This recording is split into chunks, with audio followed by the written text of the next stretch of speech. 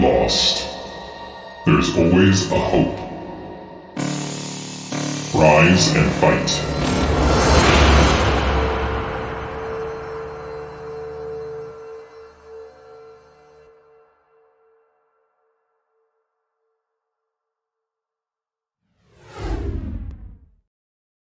Alright, hello everyone. Welcome to another cast of BSL 2v2 Pro League, season number 1. I'm here joined today by Medino, one of the best 2v2 players in the foreign scene. Hello Medino, how are you doing? Hello, you're too kind. Nice to be here. Good to be back. Alright, everyone remember, our sponsor for this tournament is Trovo. If you want to make season 2 happen, please donate whatever you can. And our organizers are Zero and Foxhand. So if you can see the lovely bracket and everything, Foxhand helped with that. So let's get started. What do we have today? We have some great matches coming up. I think we're going to start with Jiren Ultra and Banana Jiraiya, right? Because that was the one match that was left uncasted last week. Yeah, that's right. Jiren and Ultra lost in the upper bracket versus Ziki and Bonnet in a tight 2-1 series. And Banana and Jiraiya, as we all know, lost versus a great team earlier. So it's going to be a great match. So let's see what we got. I remember that matches. Well, Jiraiya and Banana have been playing Zerg Protoss, so it should be similar to the series Bonnet Ziki. Of course, Ziki and Bonnet are better, but Jiraiya and Banana are very talented as well. It says so in the bracket that Banana and Jiraiya are playing random. So it's going to be interesting to see what races they get, if that is true. If not, I'm predicting they are going to play Protoss and Zerg, but let's see. And looks like we are actually ready for game number 1, so let's jump right in.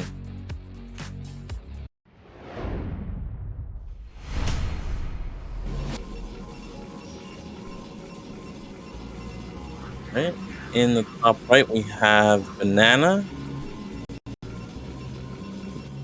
It's Protoss, and in the top left we have Jiraiya. So Zerg Protoss team.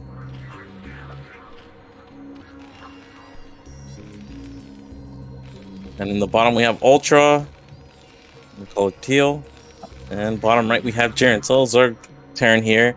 Now Jiren and Ultra, sometimes they like to just go mech.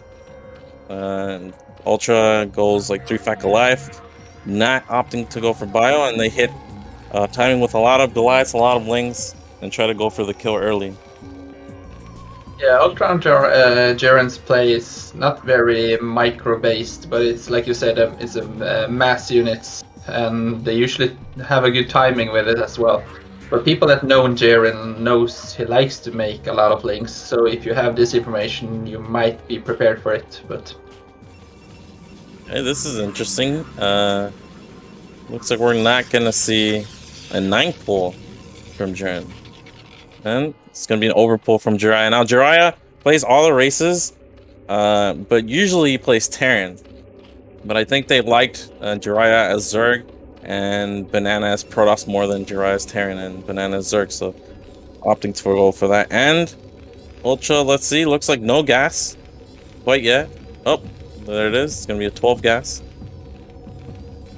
yeah, we have an overpull from Banana. Jiraiya. Oh yeah, sorry, Jiraiya is playing Zerg, yeah, right. Right, Ultra has a nice spawn for mech, so you can get a nice wall here. It's not like top right, where you can't get a full tight wall. And Protoss sees the gas, and they should be expecting. I mean, it should be no surprise. And we have a 2-gate here from Banana. Yeah, pretty standard opening from the PC team, and as you mentioned, Ultra optioning to go for the mech build.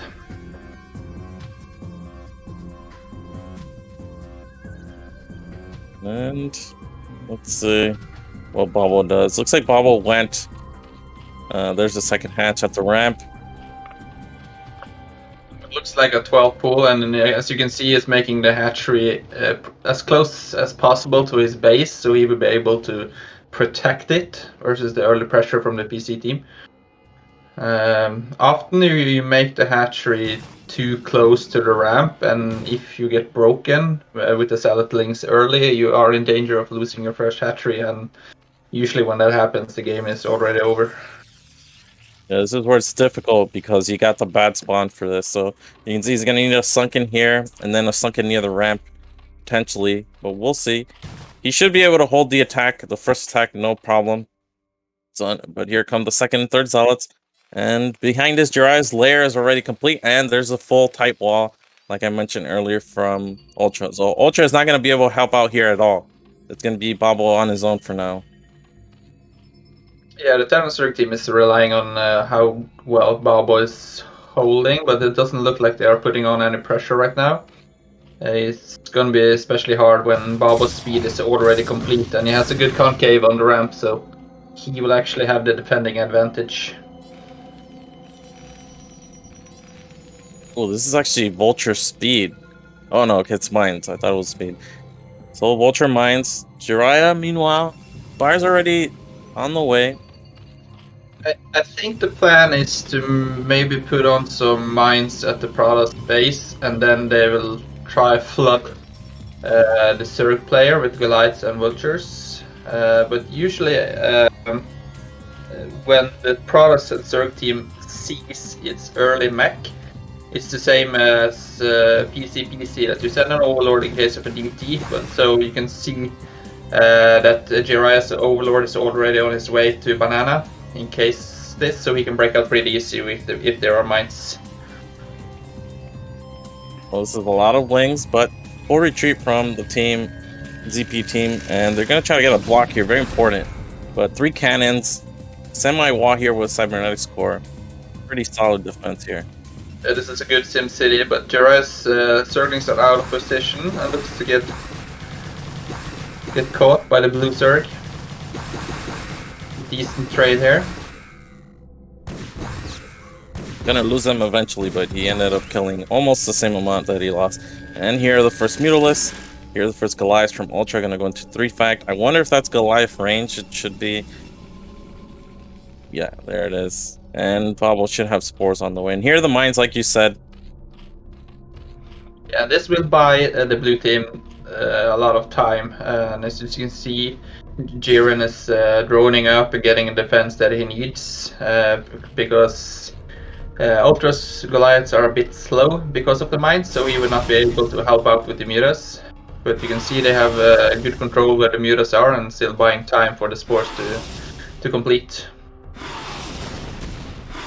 And there's a Dragoon range from Banana, so Banana probably gonna go into a lot of Dragoons here as well. And the problem is he has to deal with the mines. So what are the options here? How does he deal with the mines? Does Zerg get Overlord speed, or does he actually go into Robo?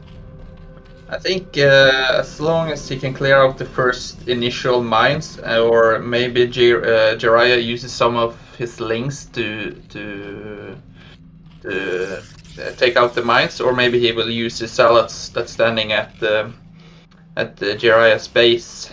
But this is relying on if they know where the mines are, and you can see Ultras spread them out fairly well. So they will also use the mines as good map control to see the Muta movement. So they can pretty much have control all the time where his Mutas are moving. Well, that's a nice pick off. Good use of the Goliaths there to get that Overlord. And here we go. Gonna use Zealots. Zealots can eat 3 mines, but that was a full damage mine. Like usually if the Zealot's running away, it'll only take half damage, and it'll be able to eat 3. It kind of looks like they were not aware that there were mines, because you could see Banana was blinking at the map, telling Jiraiya that it's mines on the map. So we can see now Jiraiya is moving out the Overlord. So this will be a pretty slow push. So if the blue team can meet up at Prada's base and maybe even pick up the Overlord, that will delay the push even more. Yeah, and Jirai actually made 2 Sunkens on top of this, so I think they were expecting a really strong timing. But instead, Babo just droned up, got spores, and he's already on Spire Tech as well.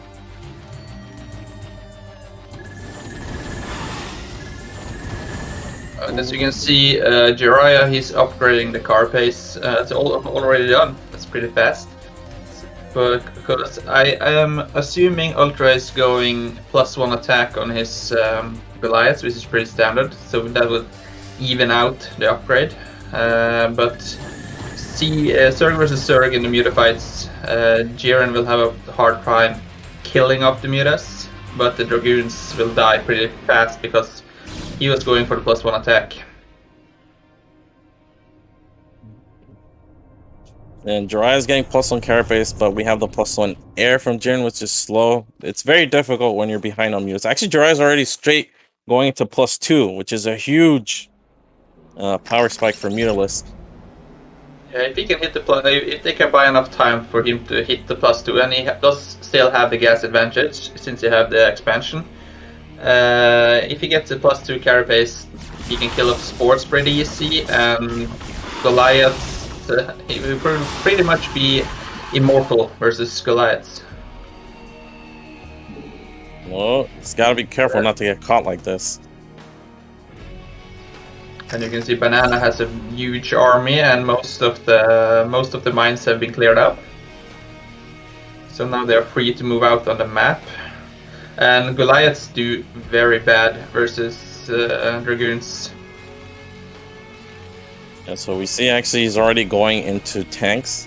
A few tanks will turn the tide of the fight, but yeah, like you said, Goliaths are absolutely terrible against Dragoons. It doesn't even matter if they have upgrade advantage or not. They just don't do well in a straight up fight. I think that's why Jiren is adding a lot of Zerglings as well, to have a better unit composition in their fights. Yeah, Goliath Fling does a good job against the Dragoons, but then of course Jiraiya's Mutas come into play. And yeah, this is a huge army. This is 3 gateway production from Banana, so he's matching Ultras, but he just has the better composition. He also has +1 armor on the way, I think, so that's a really nice upgrade in it. Yeah, I was just about to say that Banana will have 1/1 soon, so his units will be pretty strong.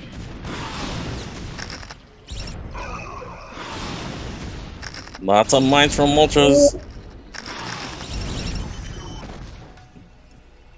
Okay, only 1 Dragoon gets taken out, but here comes a big engagement. I think this is more than 1 control group from Jiraiya. We have +1 carapace for Jiraiya and +1 weapons for Babo. Babo's desperately trying to get some Sunkens up. It's really hard to get up the ramp because the Dragoons are so clumpy, and with the League support as well, they're never going to get up there. And he also had 2 or 3 spores, so the Mutas will be taking a lot of damage trying to bust up. So I think the red team might end up getting sandwiched here. I think it might have been better to try taking the fight in the middle of the map. Let's see, they're going up. They go. Where's Ultra's movement? He's coming in from behind. We still have all the spores and Sunkens alive, and yeah, this looks like a sandwich. Although Jiraiya is winning the air battle, I think it's hard to tell. But the spores were doing so much damage, and I don't think Jiraiya has that many mutas left. It looks like 4, 5 maybe, and are they? Oh, it's 8. Okay. Yeah, but like you said, the spore did a lot of damage. These are really weakened mutas. He does have +2 now, but Jiraiya has less mutalist than Babo here. I think he should engage. He shouldn't run away. Okay, there we go. Finally, some reinforcing mutas, and now Babo is in big trouble.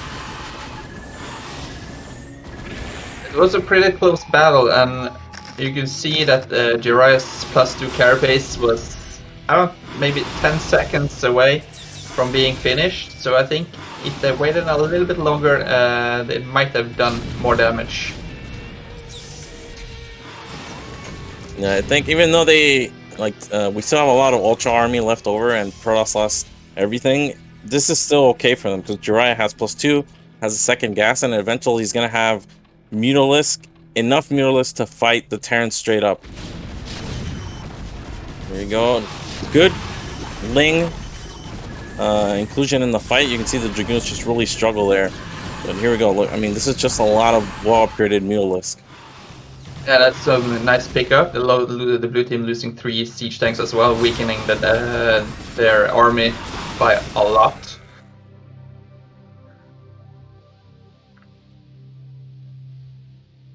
And this is where it gets scary. Ultra still doesn't have an expansion, and he doesn't really have that many Goliaths either.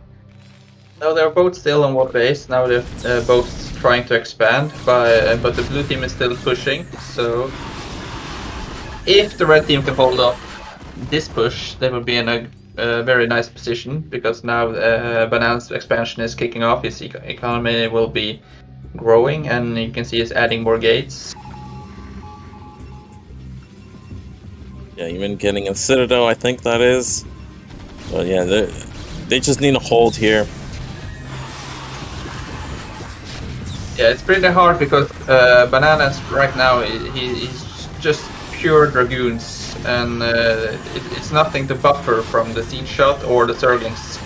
So as you can see, the Dragoons are melting off. Really good play to include these turrets, adding just a little bit more anti-air and making this push a little bit more potent. Still only Dragoons from Banana. Not a single Zealot. Even one Zealot just to tank a tank shot is absolutely huge here. I think the blue team realized that Jiraiya has the upgrade advantage, and they will need a lot more anti-air to help them win the fight. So bringing these turrets, as you said, is it's a really smart play. Yeah, and in the meantime, they both expanded. You can see Babo took 6 o'clock, and Jiraiya took his natural. Not Jiraiya, Ultra took his natural. There's a lot of Dragoons, but they're behind the bridge. You're gonna get clumped here, and he can't attack 1 versus 2 like this. Now they need to sync up, and here's Jiraiya coming with a Mutas. A lot of Dragoons have already fallen, but the Jiraiya has a lot of Mutas, so you can pick up the siege tanks, and then I think they will be fine. Like, he took a long time there to kill it. He lost a lot of Mutalisk. You have Lynx in the mirror line.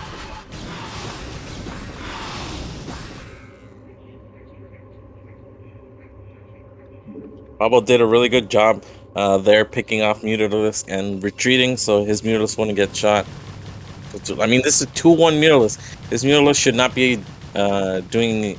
Babo shouldn't be doing as good as a job as he is, keeping his Mutalisk alive, because we have 11, and Jiraiya on 2 gas this whole time probably has less Mutalisk than Babo. Jiraiya, but he's been fighting Mutas and trying to pick up the siege tanks, so the Goliaths have been killing a lot of Mutas during this game. Okay, here we go. We finally have the first Zealot, but he needs a couple more. There we go. Finally, some more Zealots. Need a good arc. Don't want to come in out of line ever. But at least they've gotten Banana's army across the bridge, so it's going to be better for them during the fights. I think that they just need to buy as much time as they can, because Banana still have a good upgraded army, but he needs leg speed to kick in pretty soon. And you can see now the Zerglings shouldn't be doing much damage to the Zealots, but it's a melting pot at the bridge here. Now you can see Jiraiya again. Yeah. His Mutalisk just did not do a good job and got caught fighting the Goliaths. Babo did a really good job there, just mixing in Lings when he needed Lings and using the Mutalisk to pick off Mutalisk when he could. Really effective play. I think one of the key moments in that game was when they tried to break up Babo's ramp and they get sandwiched. They were a few seconds away from having better upgrade, and then the blue team did a great job holding off. And one problem that I have myself playing Zerg, if you paid attention to Jiraiya's bank, it was rising and rising because he was stuck in 2 hatch. And if you can't deal enough damage with the Mutas, you will have to try to take a 3rd base, get the evolution chamber up, and get you upgraded Zerglings as well to help out the Protoss army. But he was basically 2 hatch play the entire game, and I think the red team wasted a little bit too much money defending at home. But that is also a good job from the blue team. to scare off them to use more minerals than necessary. Yeah, the extra sunkens at Jiraiya's base were necessary because Babo was going into a lair pretty fast. So big mistake there with the commitment at bottom right. They just got caught and really shouldn't have been looking to attack. I mean, they were both expanding. They had good map control. But going in for the attack just before +2 on the meter list cost them the game there. And they basically lost map control, and then Banana was caught behind his bridge the entire time. They couldn't unite pushes, and really good push with the turrets as well from you could see how patient the blue team were. They were not stressing to push up the ramp. They took their time and executed it nicely. So I think we're ready for the second match, and let's see which map Jiraiya and Banana has been picking. I think it's Gysaris. So let's see.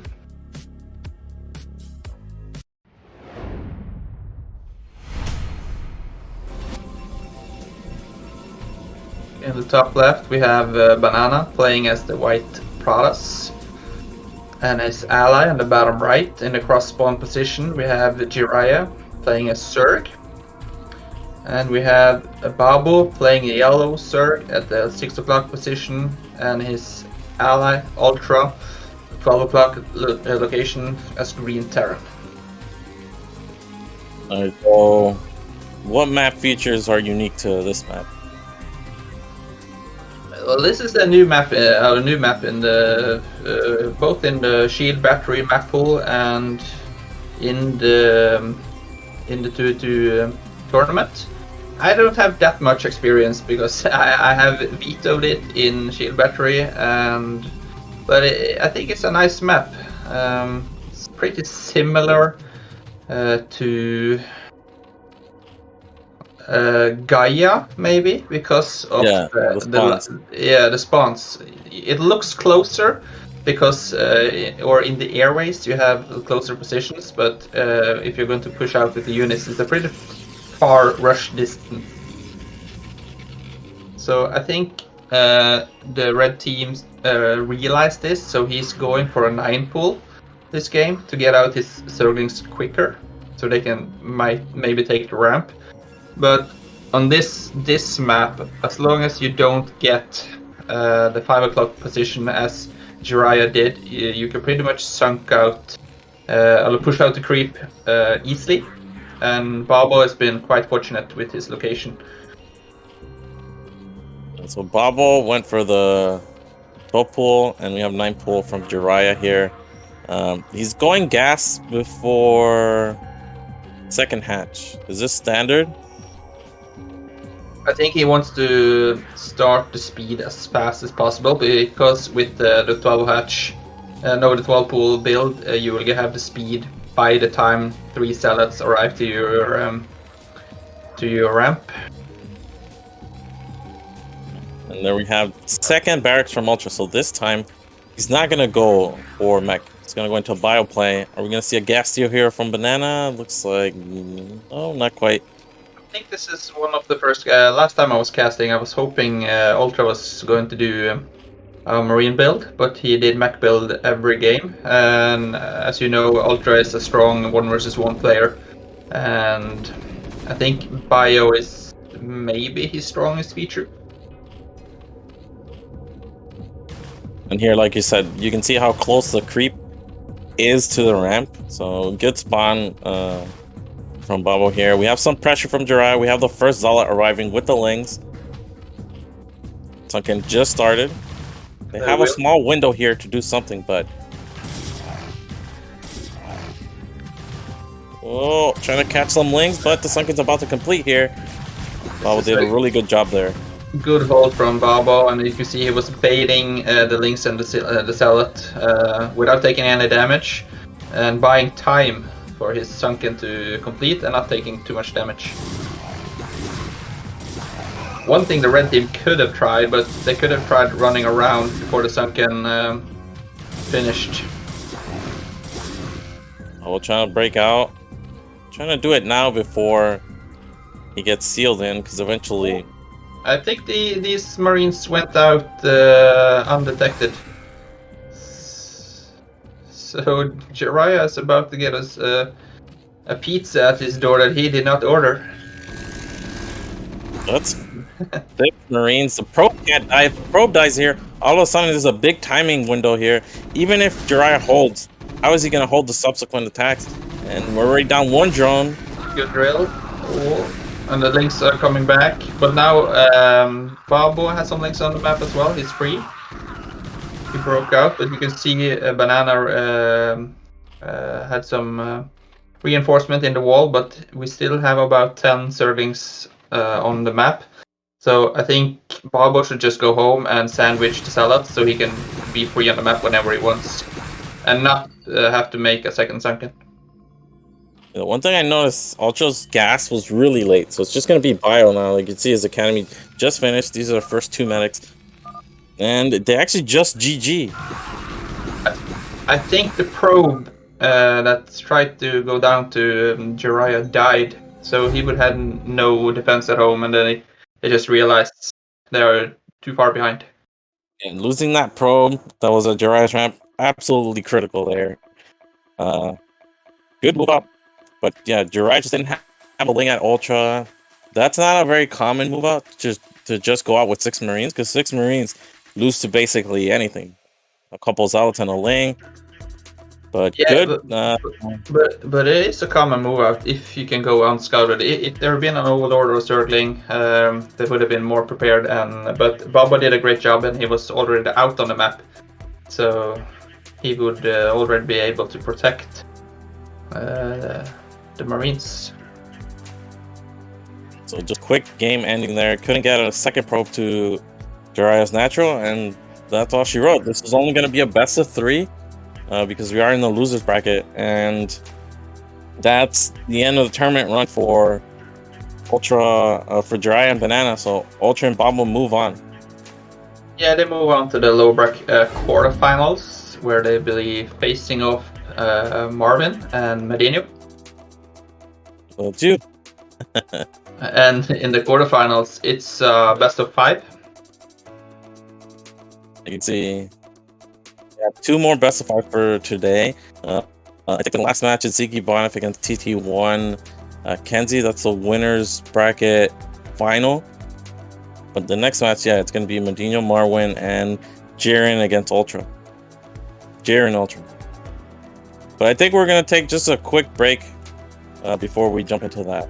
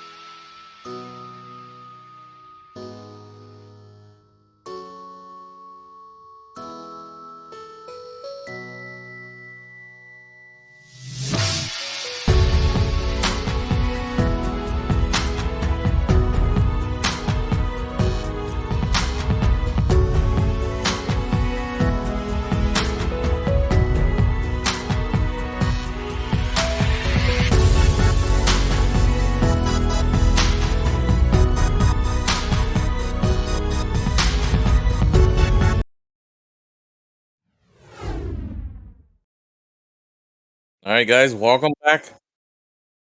Short best of 3 to start things off with. Jiraiya and Babo now eliminated from the tournament. I'm your caster, Seriosity, and my co-caster is Medino, who's actually one of the players in the next series. Just a quick question: what are you drinking right now, Medino? Drinking beer. All right. What time is it where you are right now? It's nearly 8:30 or something in the evening. All right, so But you know, I would say even if you're drinking in the morning or in the middle of the day, it's 5 o'clock somewhere. So all right, so now we're gonna start with the best of 5s, and well, you always play random when you team with Marin, right? yeah, 99% of the time. And of course, we have Marwin, who's one of the best Terrans in 2v2. Very exceptional biocontrol. I guess that's really what stands out.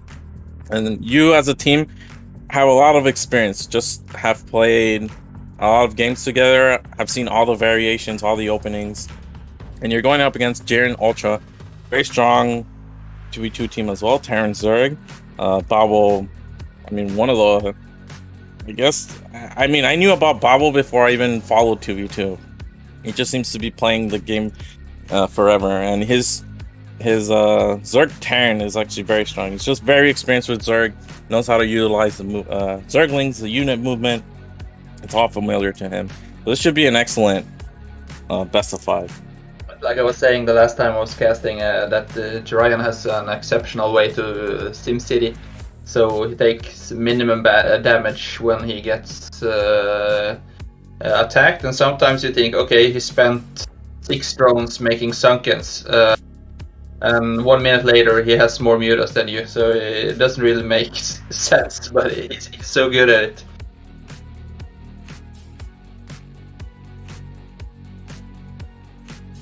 And looks like we're ready to start this best of 5. I'm excited.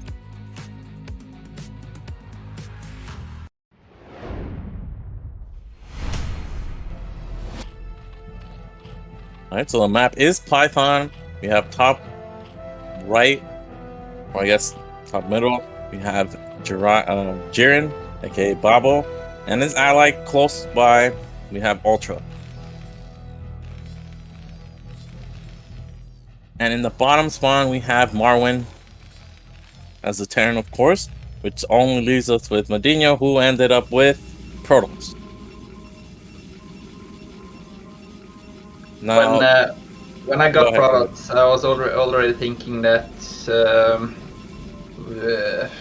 what should we do, because we know Jiren has a good control, but I wanted to send out my probe early, either because when we get Terran products, my goal is to find Terran because I want to steal his gas and force the Terran player to go bio. This time I was not so fortunate. So you can't win the 50-50 coin flip every time. Yep, and so why does Marwin send out his SCV this fast as well? I think he wants to see if there's an A-track or something, because we do know that they option for some 9-pool players sometimes an A-track, but I think we have the advantage of me being random, so they don't really take that chance.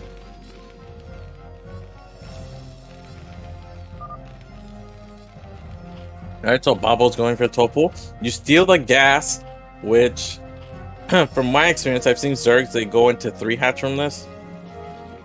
Yeah, when you steal the gas, it's pretty standard. Also, as a Zerg player, you want to get into 3 base or 3 hatch play, because of course versus Terran Protoss your units will be a lot weaker than the Terran Protoss army, so you will have the advantage of having more units. Alright, we even get a Matter Pylon at the natural. This is maximum annoying. This forces Babo to take a second hatch at the ramp instead of at the expansion. And behind this, Medino is going into gas off one gate, and here's the factory from Ultra, and should have a factory from Marvin, so nothing that's rising here. One thing that's annoying with Marwin spawn is the wall, because your Marines end up spawning on the outside. Had we seen an earlier pool, this could have come into play, but with the 12 pool and the gas steel, the lanes are occupied right now. Usually when I get 6 o'clock position as a Terran, I put my barrack inside to the left of the depots, so the Marine can go in. Also the Zerglings can go in, but the Zealots cannot, so I usually run in with my first Marine and then I land barrack, so it's linked tight as well. And if I see I have the time, I make the second Marine and then fly it in or run it in. But yeah, it's like you said, it's one of the worst positions as a Terran player because of the wall, and you are in risk of getting run down if you're not on the map. But as you can see right now with Marvin's SCV on the map, you can see the Terran movement, so he could see the number of Marines that was potentially moving out. And I'm keeping my probe outside of Zerg to see if they're trying to do some early push or early attack. And we see Stargate, 3 Zealots here. Say they were to go early with an attack, how does Protoss hold? ShieldBattery, or just relying on the fact that Vultures miss and Marwin can come and help out? I think as a Protoss player, you will be relying on either getting, especially when you're just on one gate, you will be having to get the forge and have 1 cannon at least, and hold as long as you can while you're waiting for your ally to come and help you. And potentially you will have to drill probes because you will have the ramp advantage, so you could hold up for a pretty long time with just 1 gate. So I don't think the battery shield is necessary. I think you will have more.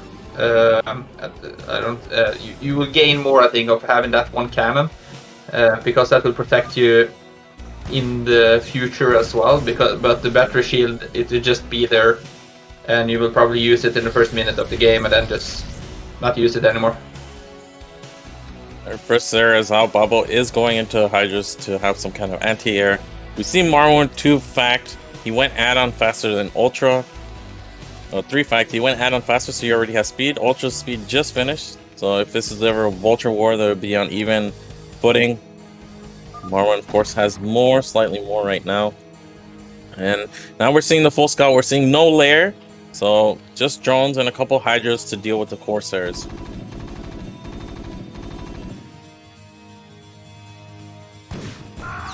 Yeah, and we see now, we saw that they are going mass vultures, or at least we think he's going mass vultures.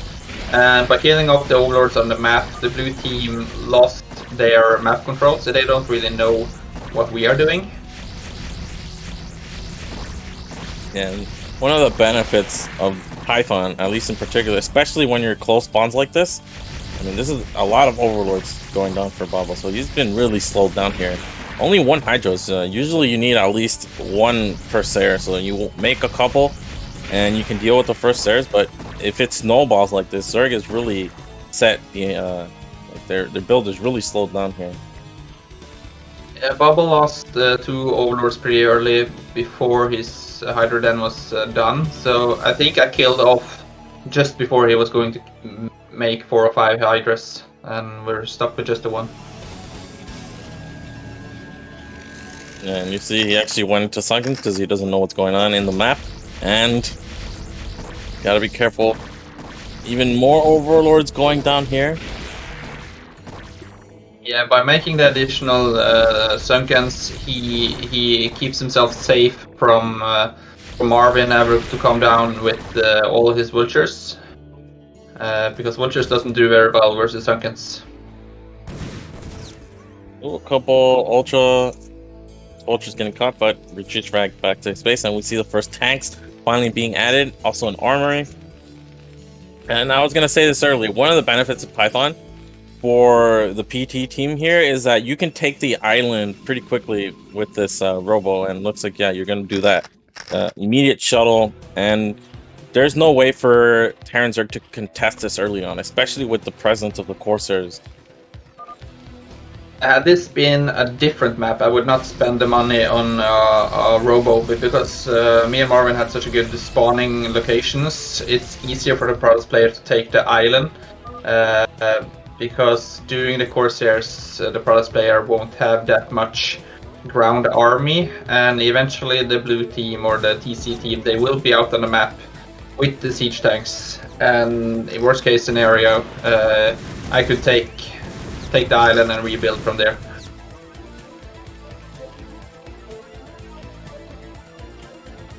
Finally, Bumble has enough Hydros to move on the map, but we still see no lair. We actually have an evolution chamber, no spores, so I don't know if he's going +1.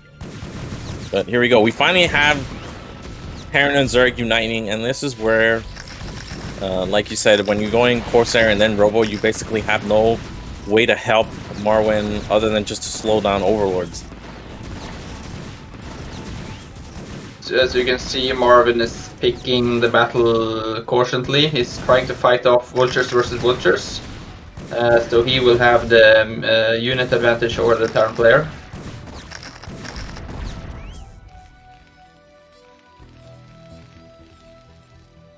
Alright, so something was spinning that must have been siege mode, and of course because Ultra went into tanks, he actually has less vultures.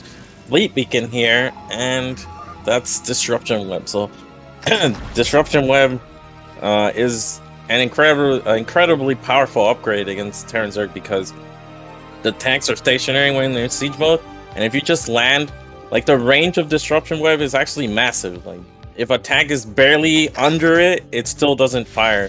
So you have the potential to get a lot of tanks not attacking in big fights. Yeah, this is true. Right, Bubble has a lot of Hydralisk. He's finally going into lair. Drone saturation is looking okay. The main is very healthy, natural. At least has 1 per patch. We even have 1 Goliath here from Ultra just to be annoying with the range.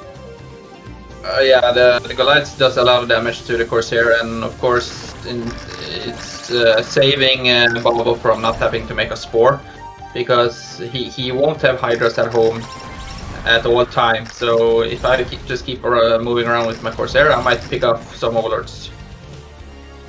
You can see now the blue team is clearing up most of the mines. With this unit composition, the mines will have a struggle to land. Yeah, both tanks and vultures do, and Goliaths of course, do really well. Hydras as well. Now, like I said, as a Protoss player, you won't have that much ground army, and this game I was trying to attack a lot, so I was stuck on 1 gate for a pretty long time. And you can see now they're already at my front door. And that's a huge D-web. We get 4 of the tanks, forcing Ultra to unsiege and move. Marmon's coming from behind. He doesn't have a lot of tanks though, but just getting a couple tanks within range, like, that's a huge D-web as well. The Hydralisk can't get on top of the tanks. Here finally come more reinforcing tanks. We are on the high ground, and the Dragoons do a really good job at picking up any tanks near the choke. And entire army gets cleaned up there from Baba Ultra. Well, we have 1 tank that's remaining here, but otherwise that was a fantastic engage. I didn't see that tank, so that's why my Dragoons were stuck under the disruption web, because I thought we killed off all the siege tanks, so I ended up losing more Dragoons than necessary. And you can see the red team is reclaiming the map control that they had earlier. And this is nice because the expansion is set up, it's already been mining. And again, if Ultra ever tries to move into, like, the Dewey web can do a really good job. Tank's a little bit exposed, a little bit too far out in that moment. I wonder how many D-webs are actually left, because these Corsairs, they of course have been gathering energy since the beginning of the game. Yeah, I usually upgrade the plus 50 for the Disruption Web as well, so I can have 2 Disruption Webs on them. But as you can see now, I have a lot of minerals. This is one of my problems, that doing heavy tech units and keeping up with the macro. So I can't really support Marvin in ground army because my macro was slipping up. I kind of forgot that I had the island base as well, so that's why my minerals keep on rising. And it takes a lot of APM to land the D-webs and control the army and macro at the same time. If you don't have the infrastructure set up, you can end up floating a lot of minerals.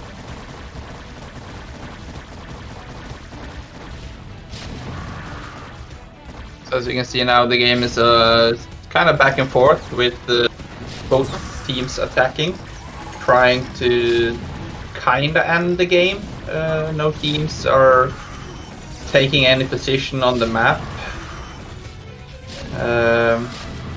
I think my Corsairs are still alive because usually as a third player you might add the Spire and secretly build up the Carapace upgrade, because when you have +2 Carapace and the Terran player has been doing Vultures and Siege for the entire game and the Corsairs are killed off, a Muta switch could end the game. Usually what I've seen is Zergs, they get the Spire but don't make any Mulas, and they wait till they have +2 and then they can surprise the opposing team. Now they're actually attacking Marwyn. It's a big move out. Marwyn had a lot of mines. It helped them slow down this attack. We still have some tanks. It's like a rally just popped out. He's a little bit exposed though. And of course Bobble has these overlords to see any of the mines here. This is a good push from the blue team, and you can see Hydra's kill off the mines pretty fast, even without detection. And Bobble has been keeping up his SH the entire game, so a constant flood of Hydras is coming down the map, and also some reinforcement from Ultra coming as well. And yeah. Forcing the lift here from Marwyn is huge. Again, the D-Waves do a really good job, but Goliath's coming in, and of course, most of these Corsairs are actually already damaged. They only have shield health, so Goliaths do a really good job at killing that off. Of course, Bobble hasn't really expanded. He's just been making only Hydras. We have a third base from Ultra, but only a mineral only, and Medino is taking a third base.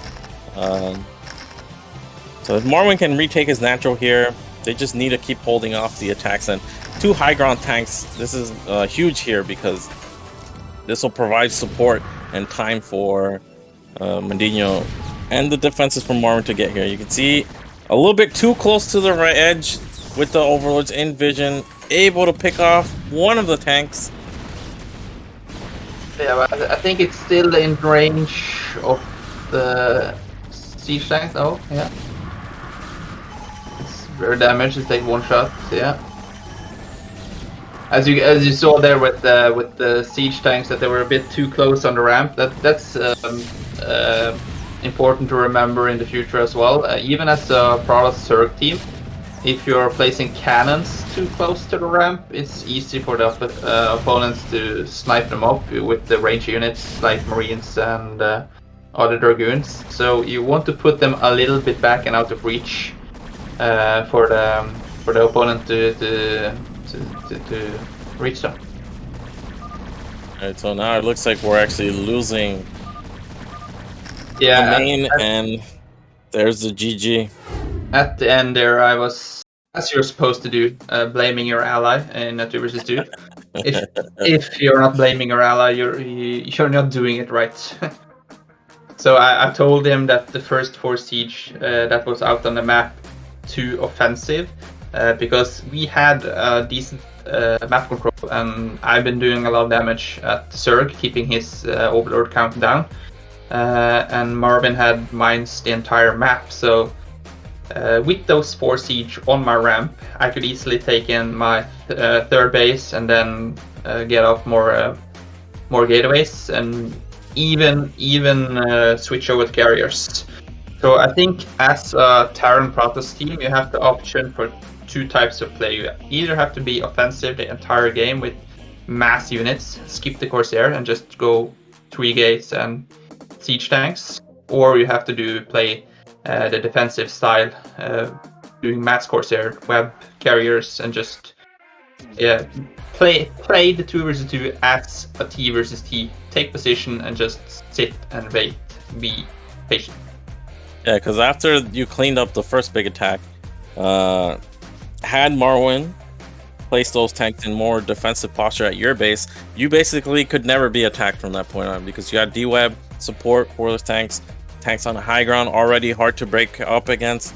So they were overextended, and of course he was alone because you were very focused on tech. So a little bit of an overextension, it seems to have cost you guys the game. Well, it gave us an important lesson that next time we'll do better. All right, and with that, we'll be jumping into game number 2 here.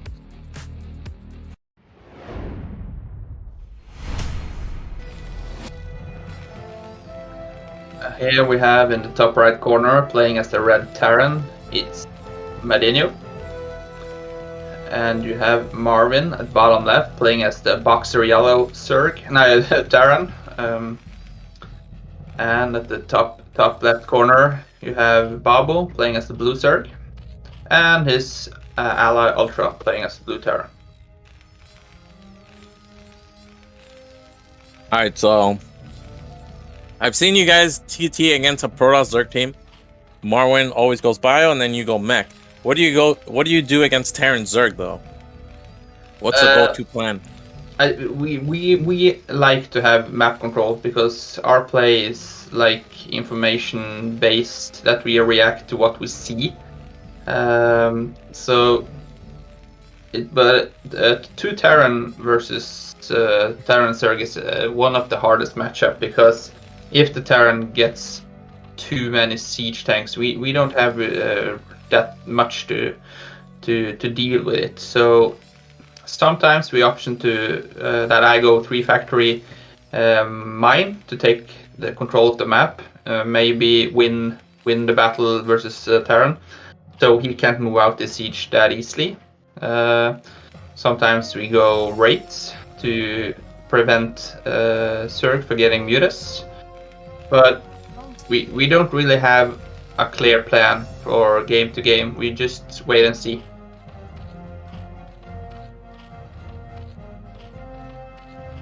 Alright, and we have Baba with the topo gas.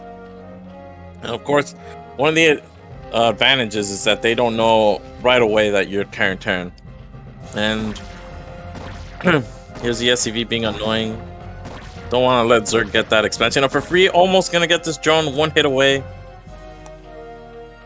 Yeah, that's one of the reasons why I sent out the SCV before my supply depot was finished, because we didn't want to have Zerg on 2 gas. But this time I did a poor job and I kind of overextended with my SCV. I should have had it closer to the ramp and maybe even put down an eBay. But I didn't know if Babo was doing 9 pool or what his opening was. So I kind of wanted to see that as well, and that cost us the expansion. Alright, Ultra again is having this nice wall. Of course, the worst wall is top right, but if Zerg isn't going 9 pool, it's not the end of the world. And here we go. First couple links from Babo. He actually took off gas. So it looks like he's going to go into 3 hatch.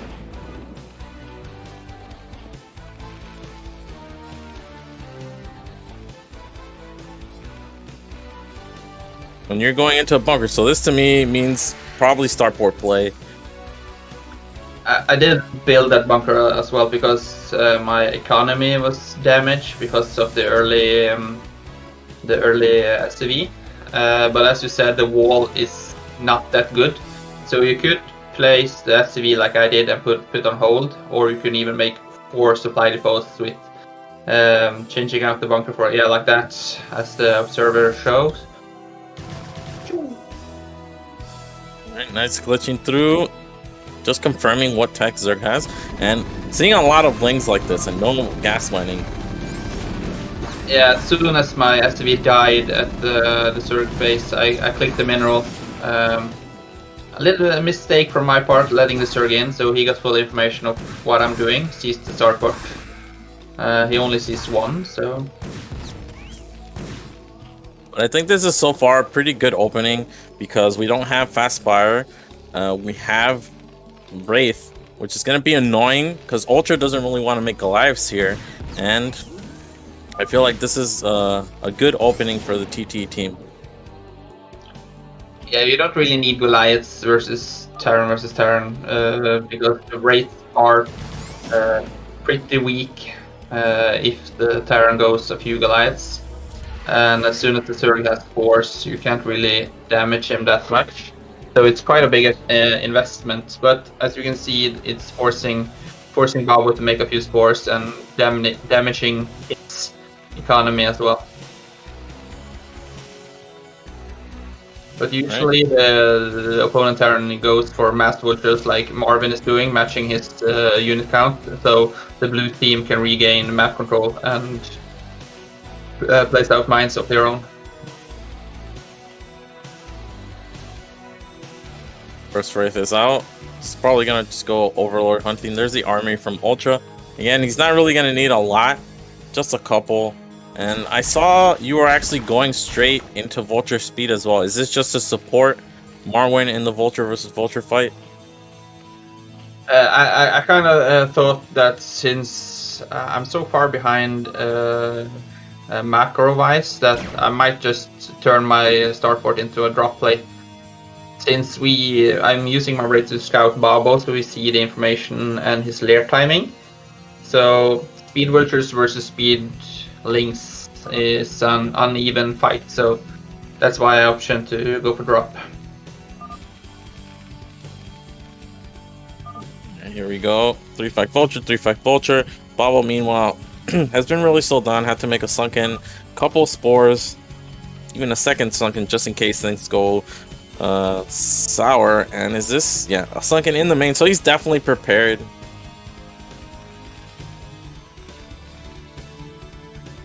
And yeah, they saw that no more raids were coming, so I think he anticipated that the raids were coming.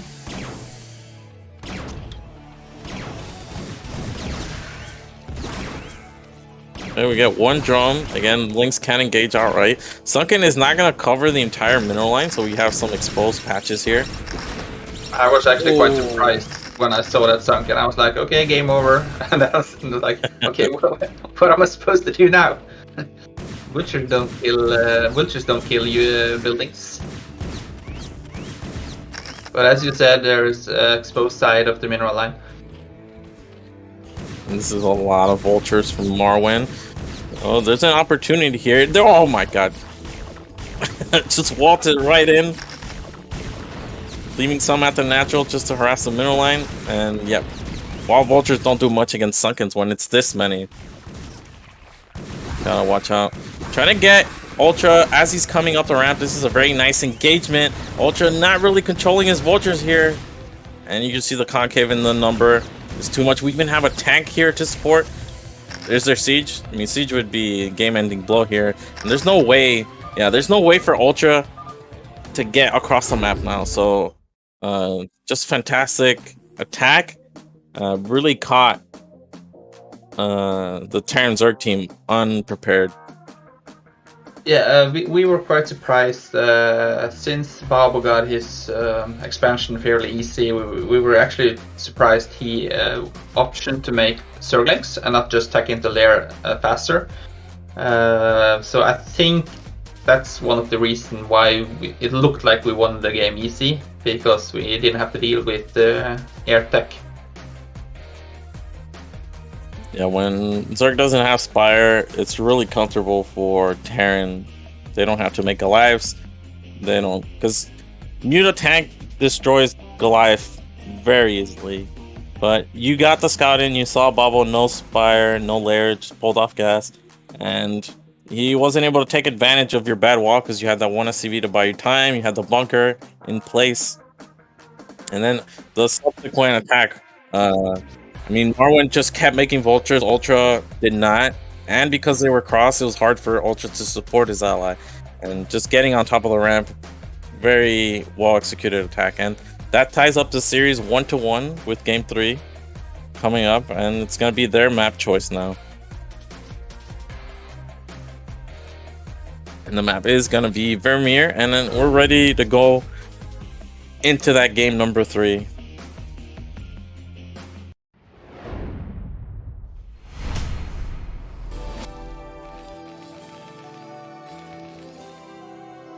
All right, top left we have Ultra as a yellow Terran, and in the bottom left we have Jiren as a red Zerg. Bottom right, this is who is this? Marwin, which means top right we have Modino, and the race is Terran. So Terran again.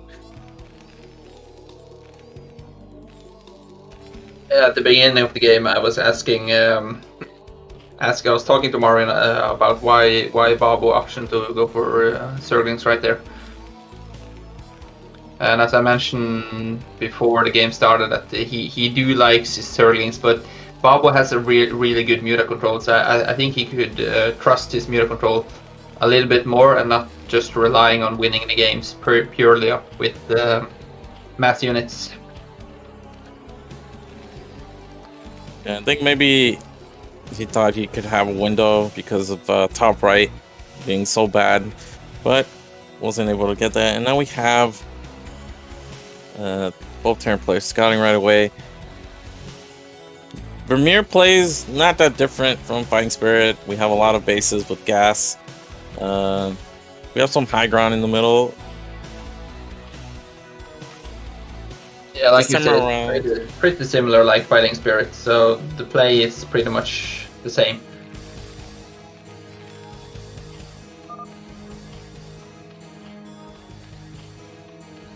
But I was going to say, but even how close the maps looks, it's just amazing that on every map the 5 o'clock location is bad for the Zerg player because he will never be able to push out the recreep.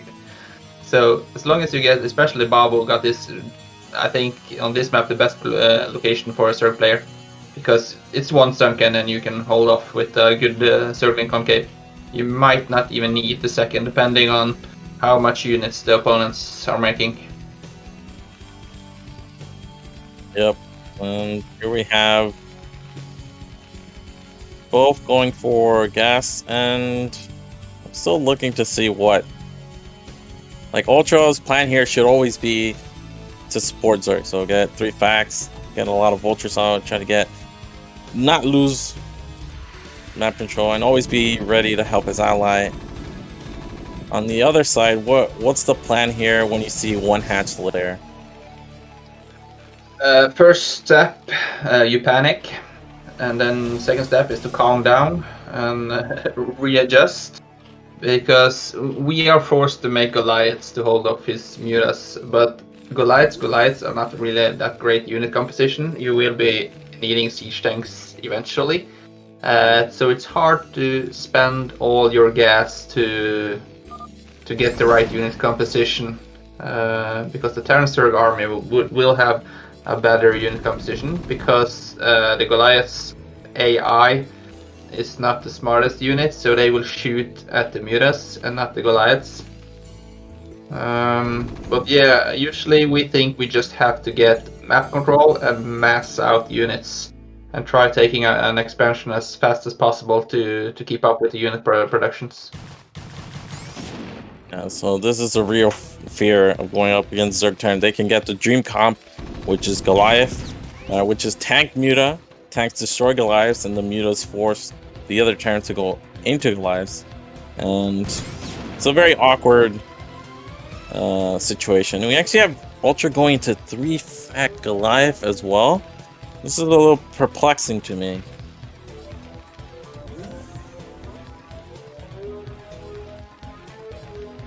Oh no! The perfect timing.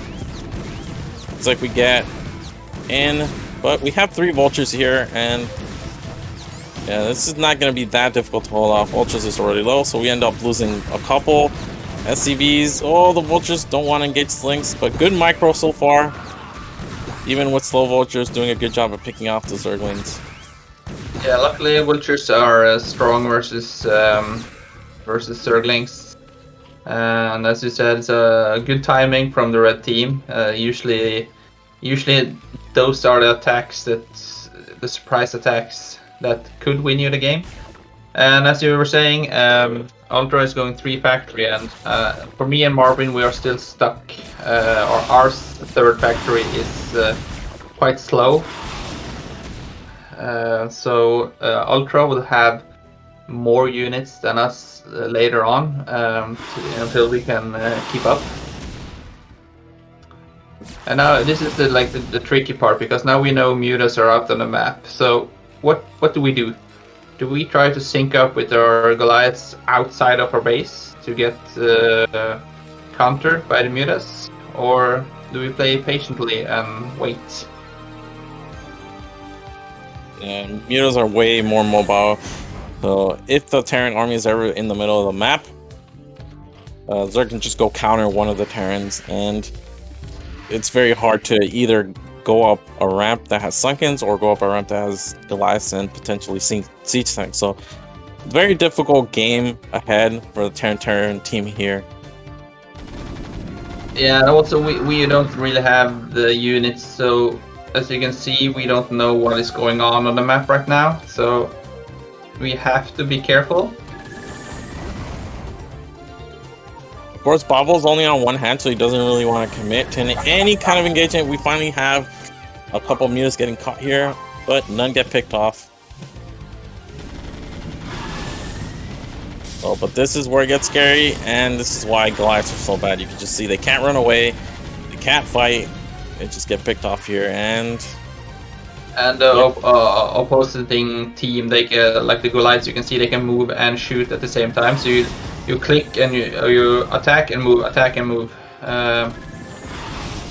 But as you say, they're only shooting at the mutas and taking a lot of damage. And we got caught off guard. We were trying to sync up our units. So by having the map control as the red team, they knew exactly where we were and were able to catch us by surprise. And you see Goliaths only take or deal half damage to the Mutalisk, and none of Ultra's Goliaths have gone down at all. It doesn't really matter how many mutas dies, because Ultra will have an overwhelming amount of Goliaths. Now he has high ground and a good decent concave. We actually had a switch into Vultures, trying to get some map vision, map presence, but you can see Terran Zerg can just 1v2 or 2v1 a lone Terran, and it can become difficult. So that was a quick game number 3. Yeah, my plan with switching minerals, switching to mines there, were to take back a little bit of the map control we lost earlier, and we were expecting Ultra to have a tank switch, so I wanted to catch those tanks by killing off the mines, but we were surprised at the mass amount of Goliaths coming from Ultra, which was a really good play and smart play from them, which caught us off guard, because we were expecting mass vultures and mines and some siege tanks earlier on. Yeah, so good call for. I mean, because he had the later second fact, so I'm not sure you guys were expecting him to have that many Goliaths. But yeah, in conjunction with the Mutalisk, it's just very difficult. I've been in that experience as well, where in Terran Zerg, if you ever get caught alone fighting Goliath Muta with just Goliath, unless you have an overwhelming number of Goliaths, they just trade terribly. They can't kill the Mutas, but they always shoot them, and then your opponent Goliath just eats your Goliaths. So very hard engagement there. I've lost count on how many TC fights I've lost, Terran Zerg versus Terran Zergs, where my Goliaths just melt, and I'm like, what? What happened? And then I look at the replay and I see all my Mutas, all my Goliaths are shooting at the Mutas, but they are shooting at my Goliaths. So you have to control. You can try to control your Goliaths by re-clicking attack move, so they don't. Sometimes the Goliath try to chase the Mutas in a fight. So if the Mutas are pulling back and one Goliath has been attacking it, it wants to chase it down. So then you will move even closer to the Terran army.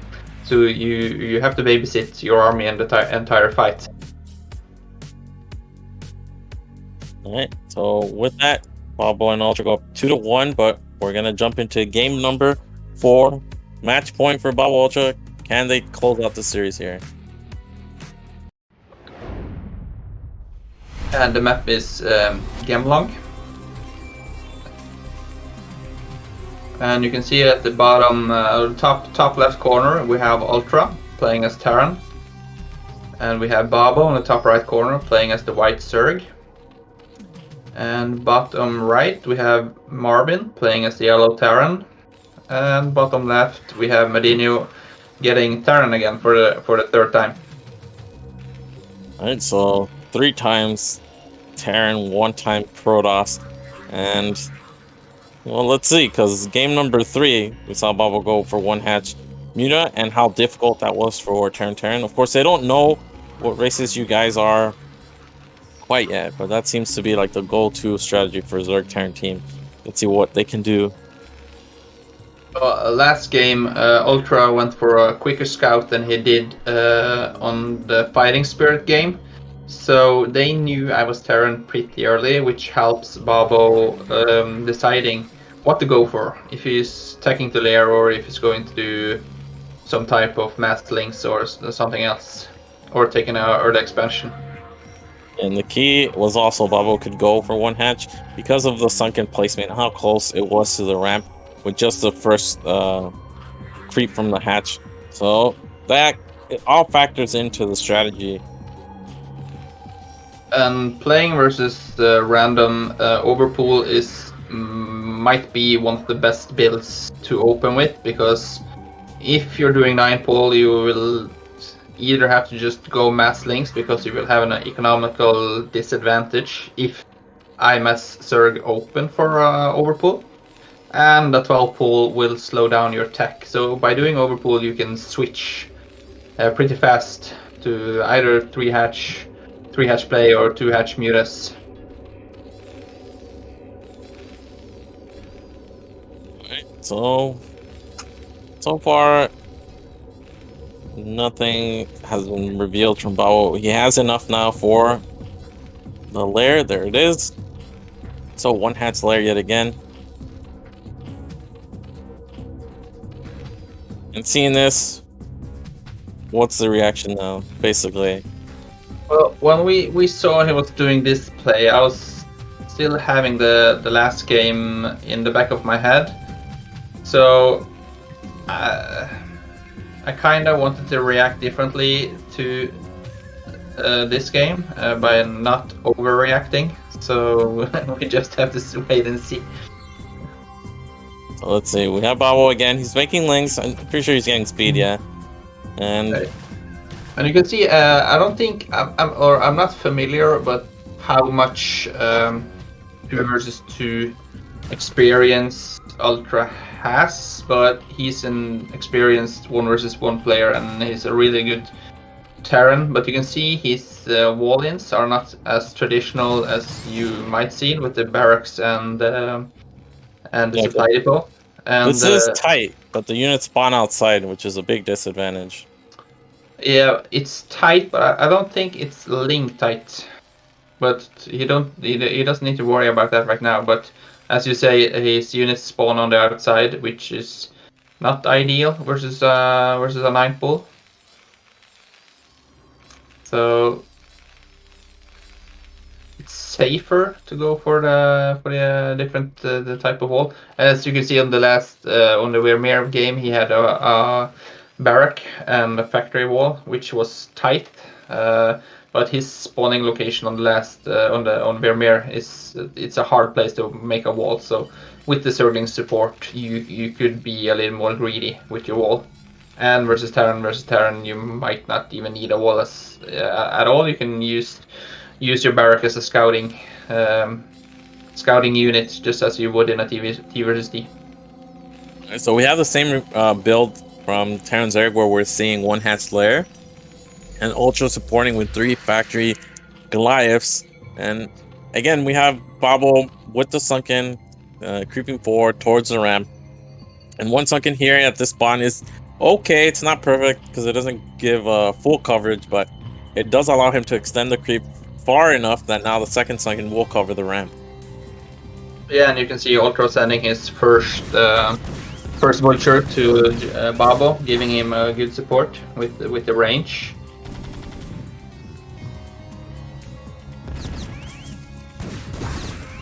And this time we know it's faster Goliaths, so we are aware this time. You can see Marvin trying to pick up as many Zergling as he can, but the mutas are already out and the last Vulture die. And so one difference here, we have Speed Vulture. 2 Sunkens are good, but they're not enough if there's not a blockade here at the ramp. Of course, Bobble's mutas are nearby, so always have to be careful. I did wanted to try Speed Vultures and a run by because the last game Bobble lost all his Zerglings at Marvin's base. So I was kinda hoping that they would try the same during this game, but this time he saved them so he could use them for defensive play at home, which made it hard for me to run up the ramp. And now it's difficult because Marwin, if he gets caught in the middle, he's gonna have to deal with Goliath Mutas. But we have a turret here under an eBay, nice positioning here. Mutas targeting the Goliath, so we have mines complete just in time. Again, Mutalists and Goliaths do a really good job at cleaning that up. But of course, it's one tank. Our mages, all the Goliaths, has been doing a lot of damage to them, but gets picked off by the 4 Mutalists. I was trying to buy enough time to get the mines below the ramp, but running up my ramp, trying to save my Vultures, I blocked myself, so I couldn't land my factory, which helped them moving up the ramp. But yeah, I took some damage and they took some damage, so a pretty even fight there.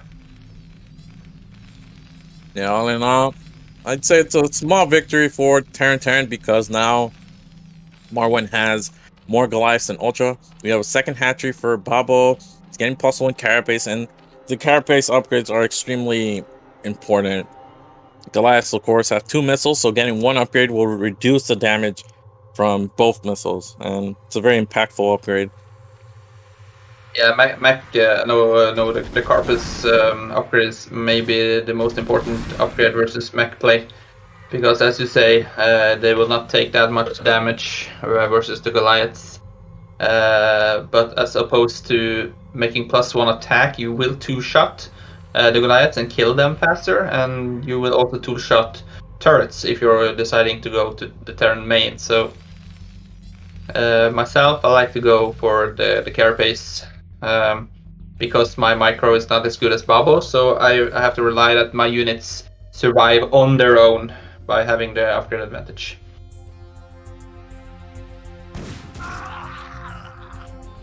So now I'm just looking to see if Ultra does switch into tanks, because of course the dream comp is Muta tank, but Goliaths, because they're more mobile, they do a really nice job at supporting the Mutas in the middle of a map like this.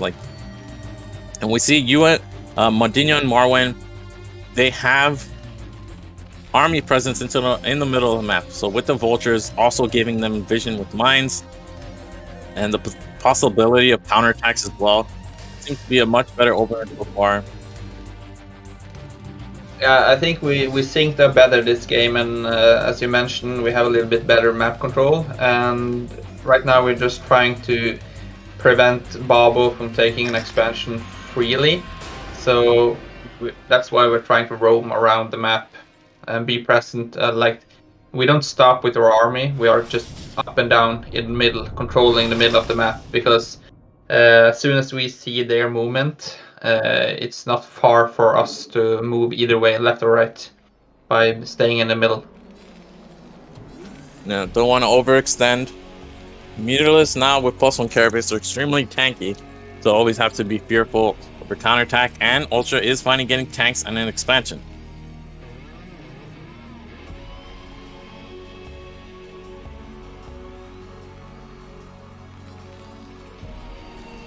Here we go, 11 Mutalists with +1.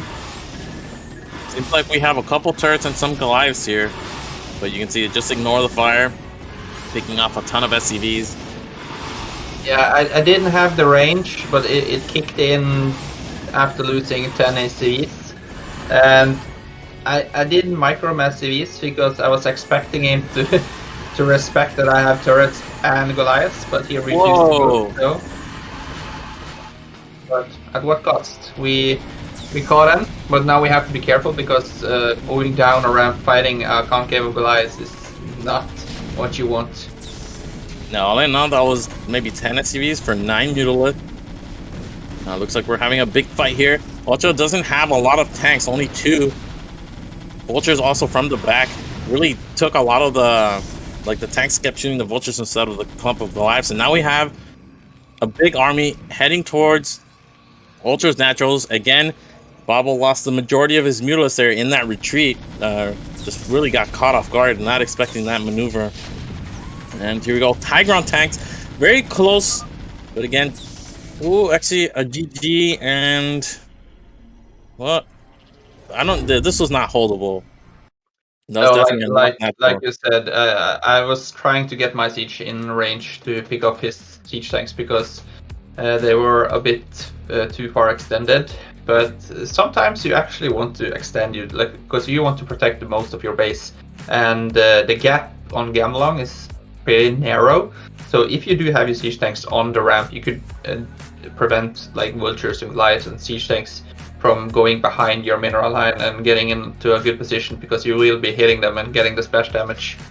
But like you said, we did have an overwhelming amount of units this game, so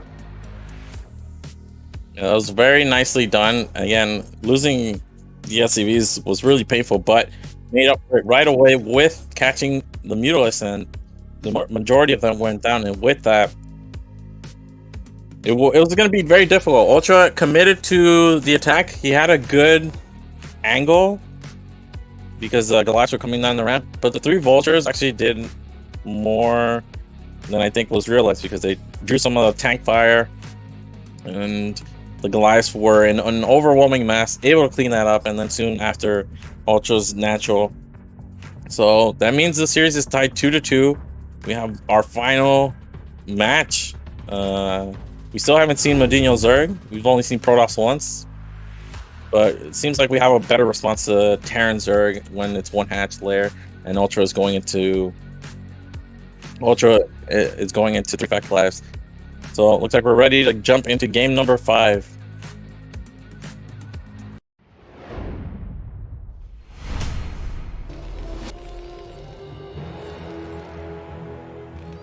All right. Allegro is the map, and in the top left spawn, in the color blue, we have Marwin. Ooh.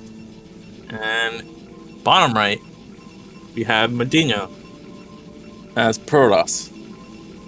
I was a little bit disappointed by getting Protoss. Top right, we have Bobble in the Zerg, which means bottom left, we have Ultra in the Terran, and it is cross spawns 2v2. Why do you say that? What would you have preferred getting? I did want to get Zerg at least 1 game. I was already clicking SD on my keyboard, getting that first drone fast as possible, and I was already building a pool in my head, just making 9 pool and rush Barbo's 12 pool. I was watching it in my head, and I was like, I have to make a probe, and the P button is all the way across my keyboard, so my first probe was quite late.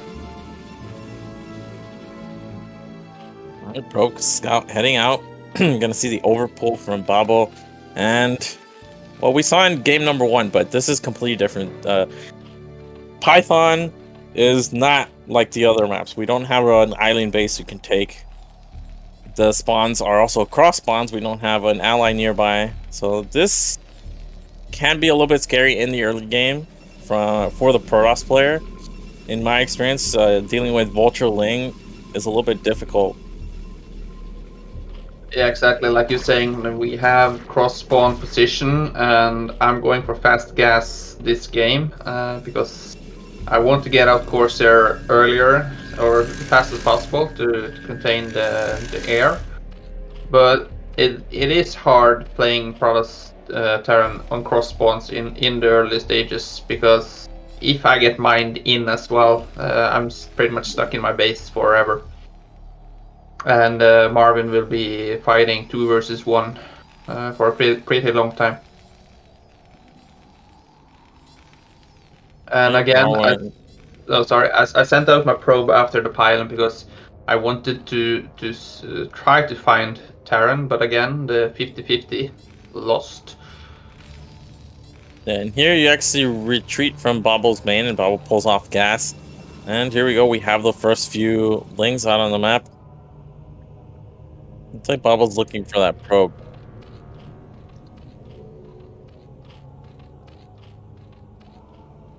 Yeah, I retreat from his base, a shift click 12 o'clock location, and back to the mineral. Because I was hoping Babo would move out with his Zerglings, and I might get in to get the full scout information, because we didn't know if he was going for lair again. But now we see it's mass Zerglings. And because of the cross spawn position, this time I went for a forge faster, so I could hold off longer. And as you can see, my gas bank is already at the 400 because I've been mining gas, which will give me the option to tack fast or tack more later in the game. And this is still scary. This is not a complete wall. And Bobble's going to take full advantage of that. That SCV is dangerously low. It gets picked off. Zerglings flooding in. We only have one Vulture slow and immediately gets surrounded. And I think this is GG. Unfortunately, I mean, gonna target the depots. It's very annoying. Not gonna be able to produce. Unfortunate for Marvin there because his first Vulture get picked up, and as you say, killing off the supply depot, blocking Marvin, and almost another good surround from Babo. And it's not easy microing Vultures because it wasn't that bad latency. It was decent, but it's not perfect. So I know crossbow position. I have no chance of helping Marvin in this this type of spot. So from here, I'm already planning to do 2 versus 1 and see how much damage I can do with the Zerg player. And the worst part is, Marwin couldn't have a full tight wall at this spawn, and you can see, even with one Gav, it's just extremely dangerous. Probably need like 3 SCVs beforehand, and just not enough, unfortunately. And Bobble took advantage of that. Ultra came quick with the support. He had 1 Marine, 1 Vulture. Looks like we have 3 SCVs left over. Yeah, a little bit greedy from Marvin in the beginning, and I think if you make a second Marine, you'll be fine. And also placing the second SCV there, so you can repair the SCV that is on hold position. But as a Terran player, for every Marine you make, that's a slower timing for your factory timing. So sometimes you try to be greedy to see if you can get away with it, but you can get punished. Yep, and punished he was. And, well, it looks like we're going not into Stargate, into Reaver. Again, the Corsair doesn't really do much when it's 1 versus 2, so the Reaver can damage both players, maybe slow them down, find a way to come back that way. Of course, it's game number 5. Oh, looks like just as we're picking up Zealots, Vultures stream right in. Fortuitous timing there for Ultra. We get the full scout, and we're also going to get a ton of probes here. And there's the GG. Yeah, it's planning to pick up those sellouts. I was not expecting him to come with the Vultures, so he surprised me. And unfortunate for me, he got in on Vulture speed versus he can do whatever he wants. So unfortunate ending to the series, I think. Yeah, I wrote. Okay, this is the replay from Yeah. Barbara Ultra, and I wrote to Marvin, not like this.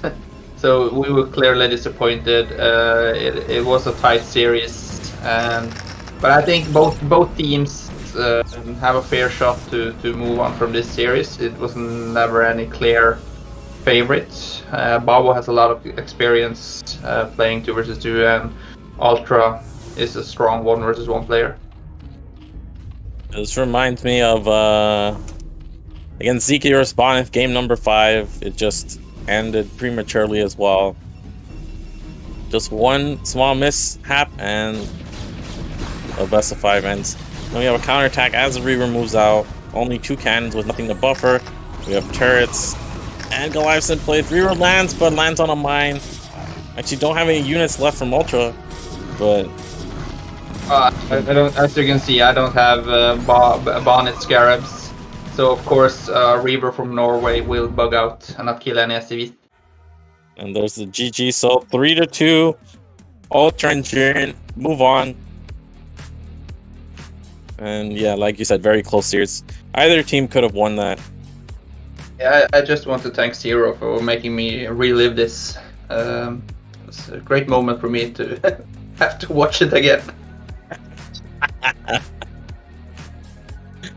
And try not to be biased when knowing the results. I'm sure at the end of this, you were still thinking back to the game on Python that you guys held the attack, but then Marlin 4 tanks were caught, and just really reliving that again in your head, like we could have been up 2-0. Yeah, I had a long talk with Marvin after that game, but I think as a Terran team, we have to play a little bit more defensive later on in the stage of the game when the other team has retaken the map control, because then we just have to rely on having stronger units. But it was a fun series to play. It was. It came down to the wire, very close games, but Babo and Ultra, at least on this day, were the victors, which means unfortunate end to Marwin and Matino tournament run. You can see how the bracket is setting up, and we have our final match for today, which is going to be the winners bracket finals. Best of 5 Ziki and Bon, T21 and Kenzie. But before that, we are going to take a short break. So don't go anywhere, guys. We'll be right back.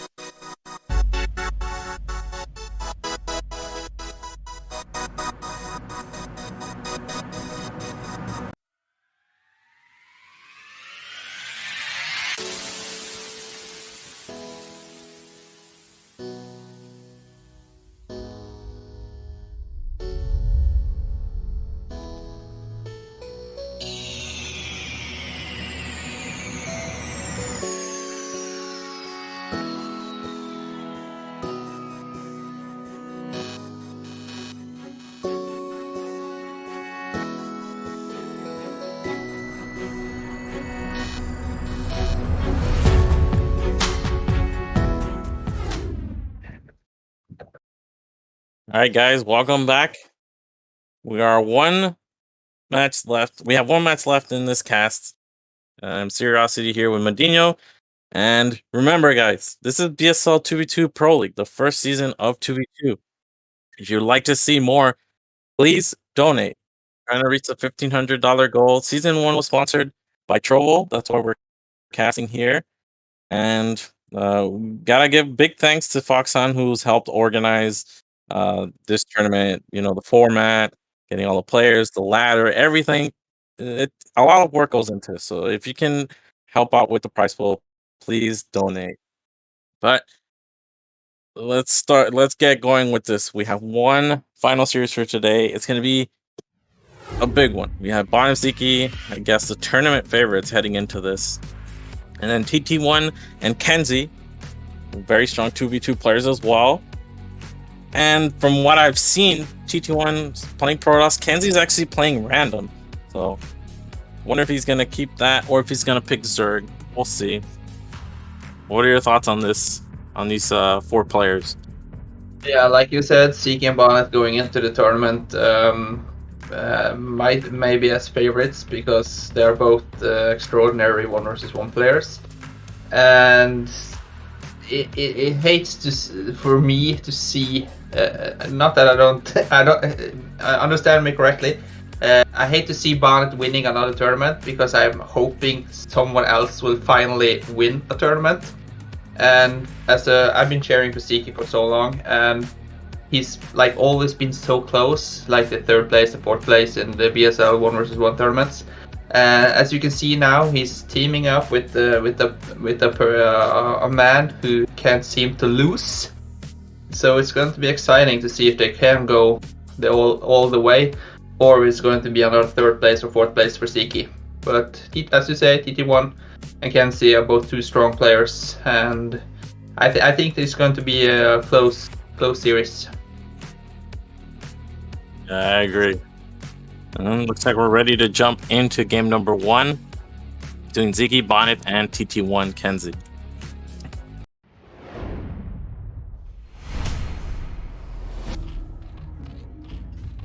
All right. So in the top left, we have Kenzie. And in the top right, we have TT1. Bottom right, we have Bonnet.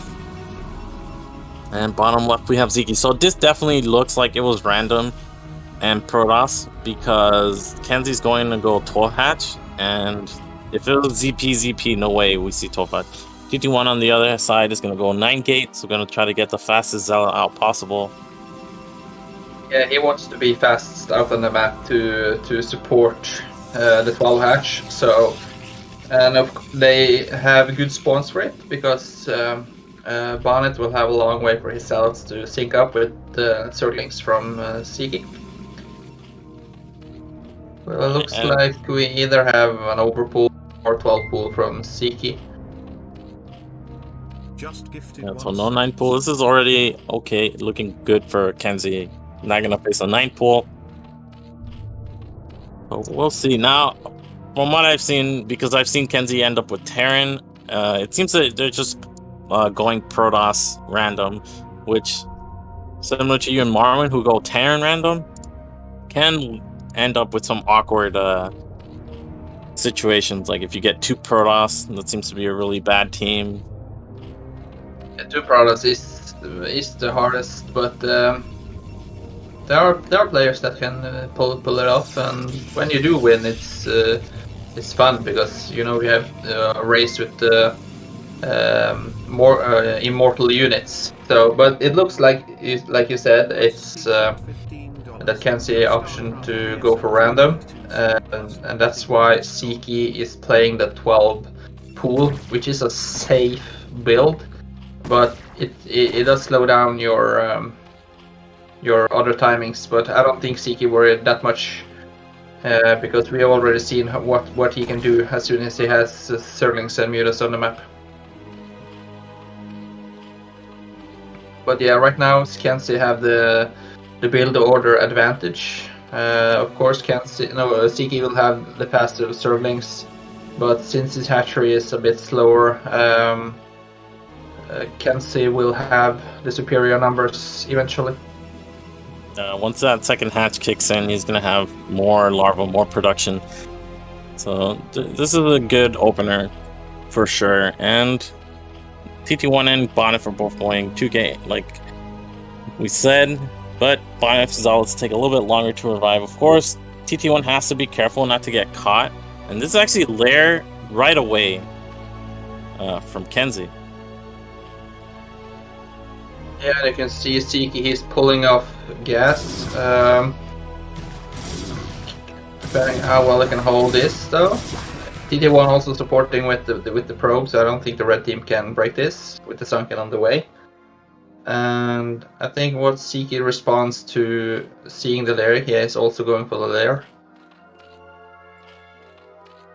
But in the late game point of view, I think the blue team will have the advantage because Siki didn't make his hatchery on the ramp, so he might be forced to put down more sunkens than necessary in a potential push. But you can see it's the red team that has the map control right now, so they don't need to put down any sunkens or overreact in any way because they know what's going on the map.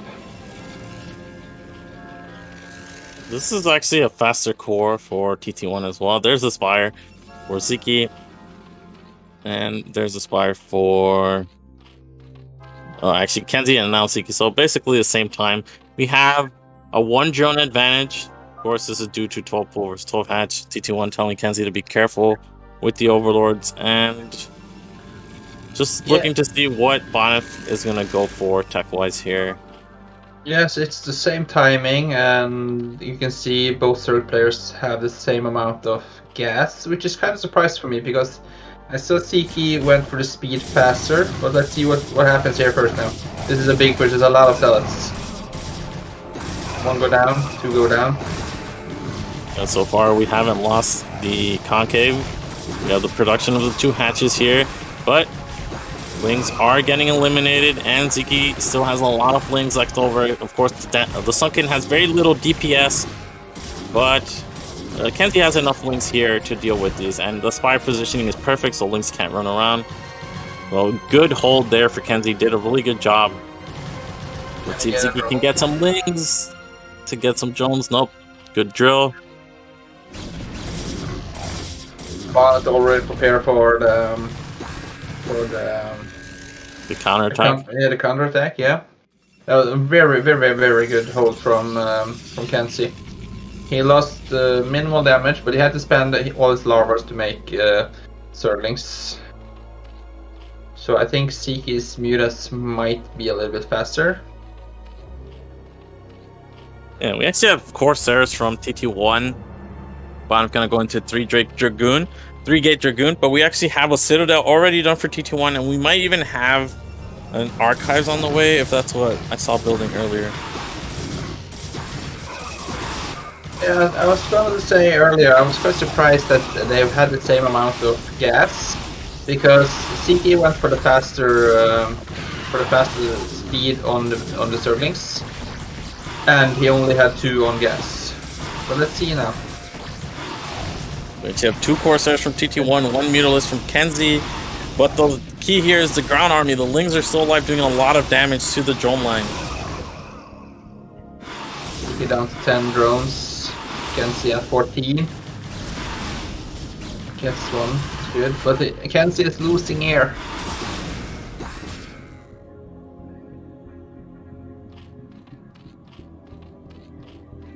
It looks like TT1. Corsairs also went down. I don't know where they went. Or actually, maybe he might have retreated, but I don't know. He should be sending to support Kenzie. There we go. Finding a little bit late on the reaction. This is 4 versus 6, or 3 versus 6, so big advantage for Ziki here. Yeah, of course, Ziki is a very good Zerg versus Zerg, or Muta versus Muta. As you can see, picking off almost all Mutas. Very nice split. Fighting in both ends though. It's good chase from TT1. And you can see here TT1 with the DT already blocking the ramp. And here you can have a good example of where to put your cannon. As you can see, the goon couldn't quite reach, or all of the dragoons couldn't reach it. But forcing on a castle on a Nexus. That's While very important. while putting down a Nexus himself. He had enough units to down the Nexus before DT killed everything, so that's a very nice pick off there. It's really gonna slow down TT1.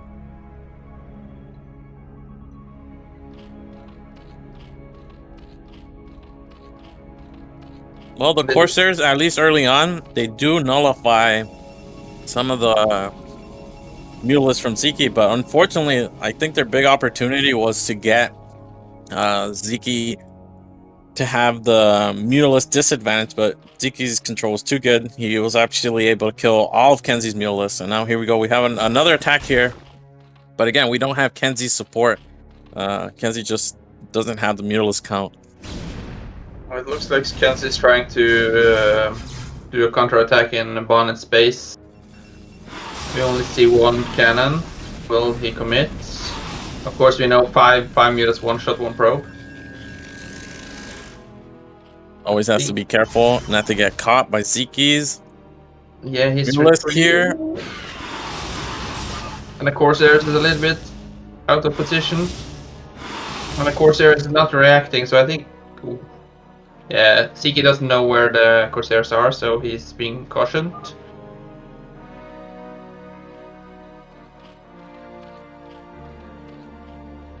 But TT1's expansion is quite delayed in comparison to Bonif's.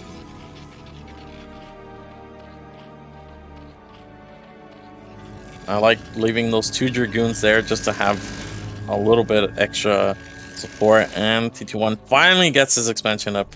But Bonif already has Robotech. We actually have Overload Speed here from Kenzie. Yeah, I'm not sure why he decides to spend the gas on, because Bonnet has not showed any DTs, and the Mutants were just inside Bonnet's base, not seeing the Templar archives. So, building the speed is pretty much saying I don't want 2 extra Mutants.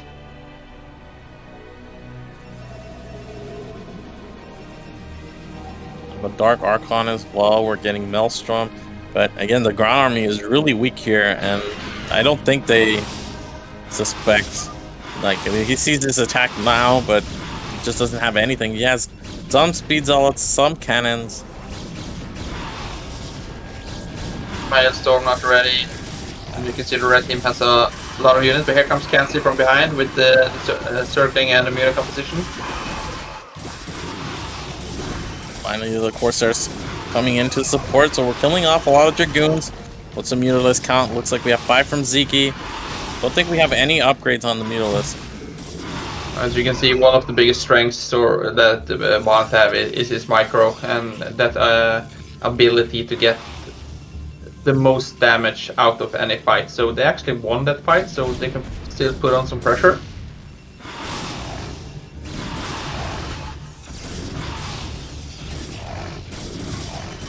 We got more pressure, yeah. But now we actually have a lot of Zealots. Zealots take less build time than Dragoons. In TT1, I saw he actually has 6 gateways already, or was that 4? Okay, it's 4 with 5th on the way. They have a lot of momentum here. I think one big win for the red team by that push was that Ziki killed up the Dark Archon, so he doesn't have to worry about Milestone for quite some time. If that Dark Archon had been alive, I don't think Ziki would be able to make Mutants anymore this game. We actually have an expansion here for Kenzie. And I like the composition from TT1, just Zealots, lots of them. Archons, he's finally mixing in some High Templars. Bonif finally getting his own higher tech unit. You can see in the 2 versus 2 scene now, it's more and more popular, it's more and more standard. Even in Terran, Protoss Zerg versus Terran Zerg, don't try to do damage with your DT. You just instantly make it into Dark Archon, because in the long run you could do severe damage with the Dark Archon, because you can use piece feedback on Corsairs, Vassals, and of course Maelstrom on the Mutas. So I think Archon is a very key unit here, just to nullify the existence of Mutas in the air. We have a big counterattack here from TT1. Shutting down any... Yeah, 2 seconds, okay. He was prepared. It's actually a little bit scary though. Okay, you can see instantly making more. Zealots, of course, don't care about Sunkens. But the Sunkens are targeting the Archon, so I don't think the Archon is... Yeah, okay, has another one. Muta's doing a lot of damage on the Zealots. You can see TT1's reaction to pull back the Archon. And here, we have the DT on the ramp holding back Bonnic's army, so every second there counts. We have a big counterattack from Kenzie. Very strong maneuvering from the blue team. I saw they were trying to focus down the lair, but I'm not sure if they were able to kill it down, or... I think it... Oh, yeah. He stopped attacking it because the Bonnet was coming to help him. That was so close, and... Well, Bonnet lost a lot of probes there as well. The main is exposed now. The thing is, Zeki's Mutalisks are all still alive, I think. So they have a big counter opportunity here. I think Kenzie overstayed. Needs to split his Mutas. Can he do it? No, he decides to fight, but I think Kenzie knows he has the expansion, so as soon as he gets his second guess up, he will be able to remake those Mutas fairly fast. But of course, Bonnet has a big unit, unit ball, so he had been forced to make more Sunkens, so he's not been able to make the gas yet. Well, these two Zealots gonna go for the attack on the lair. Bonnet, yeah. Small victory for the blue team. As you can see, the blue team has been focusing down on Siki, using a lot of units trying to kill him, so they get 2 versus 1 Bonnet. And while this has been going on, Bonnet has been building up his army, because he hasn't been losing that much of an army, because he's just been helping Siki. Yeah, and this just seems like too much army now, because even if Bonnet loses his mining, he still has a standing army left over. And as you can see, Zeki had a lot of Mutalisks still alive, something like 15 Mutalisks. So Kenzie losing his Mutalisks at bottom right was actually a big turning point. It meant that TT1 holding off his natural became a lot less likely. And actually have one random Archon here as well. Well, he's trying to end the game on his own by being a hero. I was going to spoiler something that happened in the new House of the Dragon series, but I'm not gonna make that reference. I know exactly what you're talking about. Those that have seen it knows what I'm talking about. Well, he actually managed to pick up the Spire, and he got into a good position in the mineral line, stopping Zeki for mining. And you can see Bonnet is down to 8 probes. So Zeki actually did a lot of damage, but yeah, Bonnet has so many units, and Zeki still has 9 Mutas. Yeah, I don't think it matters. If Zeki were out of this game completely, maybe Kenzie could come back just making drones and the fact that Bonnet has no economy. But because Bonnet has a second Nexus still alive and Zeki still has something like 8 or 9 Mutalisks, it's extremely unlikely. I think Kenzie could have pulled this off. I'm not going to say he doesn't, but he definitely would have a lot bigger chance if Bonnet didn't have that Dark Archon, because he can't really fight Zeki's Mutas not knowing where that Dark Archon is, because he needs to eliminate Zeki's Mutas to be able to kill Zeki. As you can see right now, the scores. This was very close. Let's see, Bonk is gonna go into. It's a lot of sunkens. Is he gonna commit here? He's targeting the Dark Archon. Almost gets it. One sunken shot away. Let's see if 1A, 2A, 3A is strong enough to. Of course, that the Dark Archon has been alive for the entire game, so he had 200 energy. Very close game. Good play from both teams. I think small incidents here and there cost the blue team the game. But of course, this is things you don't know playing the game. Like, have they killed off the lair earlier? Could have been a different game, but.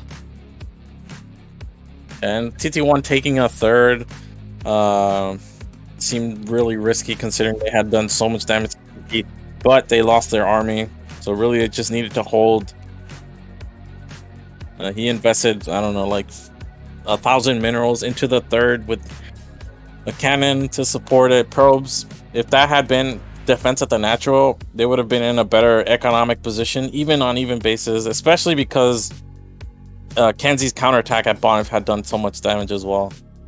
Yeah, that's true, and I also think TT1 had a slight upgrade advantage. I'm not sure.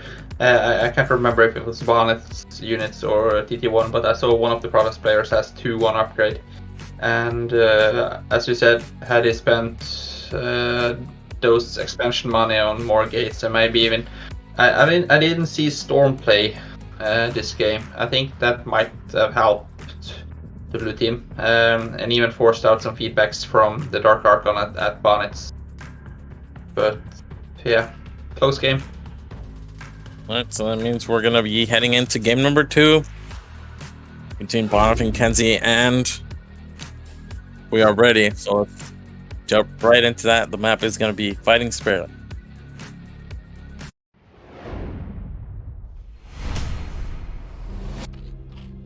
Let's see, in the top right corner we have Siki playing as the yellow Zerg, and we have as ally bottom left playing as the black Protoss.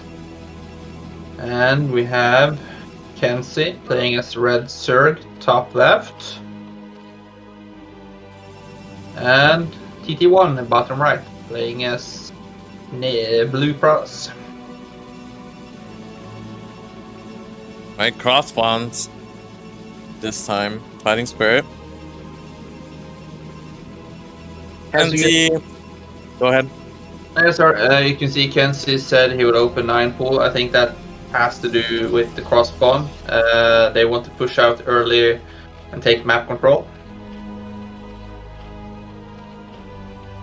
This is where for me, because I play mostly Terran 2v2. Whenever I watch Zerg Protoss, it just seems like chaos in the early game. Yeah. Usually, but like now you can see Siki opening with the 9 pool as well. So it could have been that Kenzie actually picked this game, so they know, or that Siki just optioned to go for a 9 pool this game. But Kenzie, he will get a early scout on Siki, so he will be able to see whatever Siki does and potentially match that. It's not long ago someone told me that Protoss PC versus PC Mutas is not really a good play.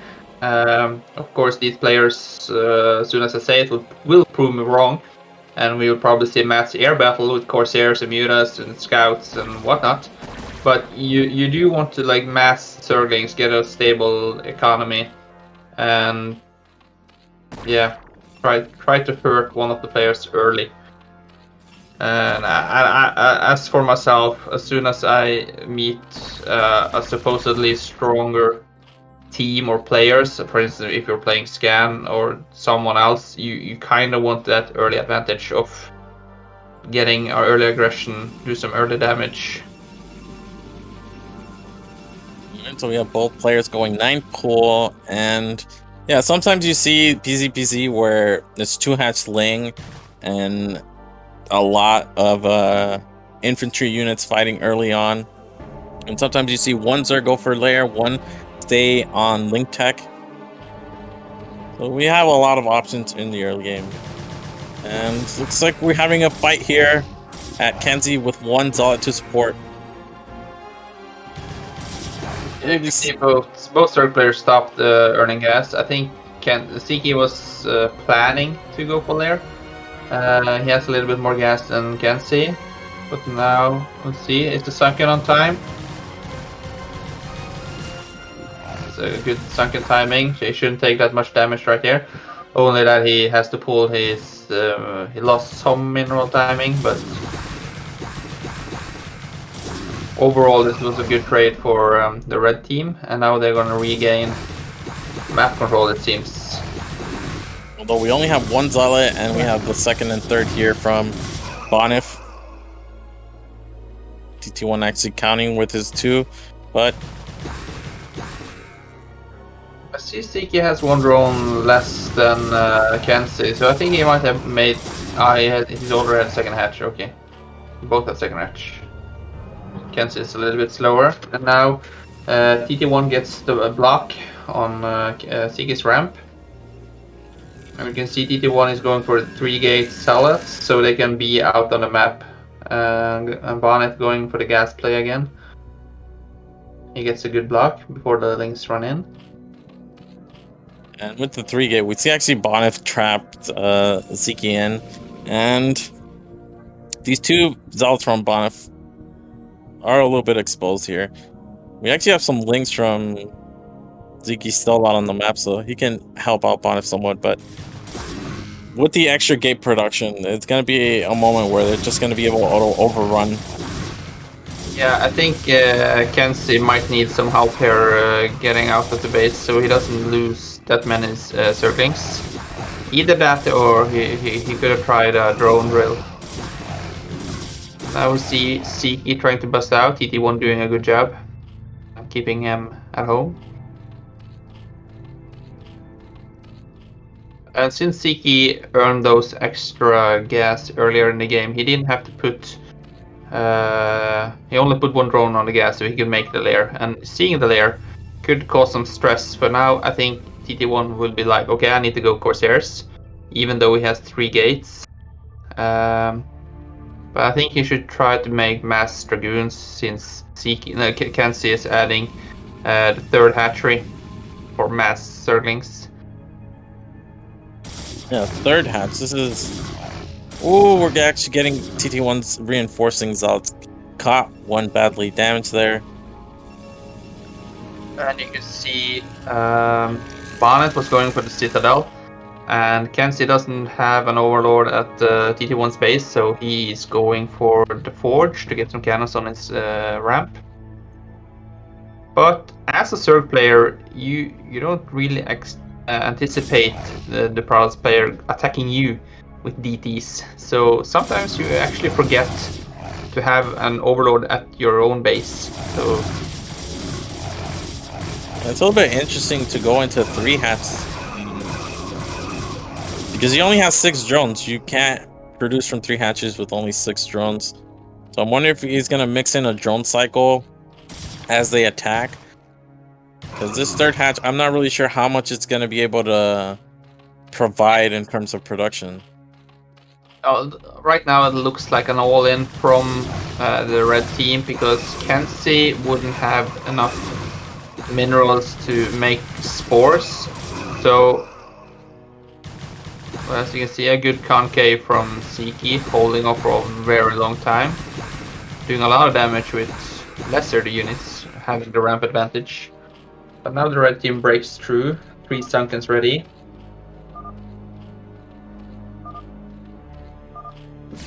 In the chat you can kind of see that stress coming in. You have to go, right? Because you can see the Spire is done, but it's a good SimCity from Siki. And you need to focus down the drones. If you can't kill the Sunkens, you have to kill as many drones as possible.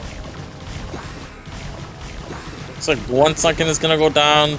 Ziki still has 7 drones, but it's not enough. This 1 Sunken all the way at the back is gonna be impossible to kill.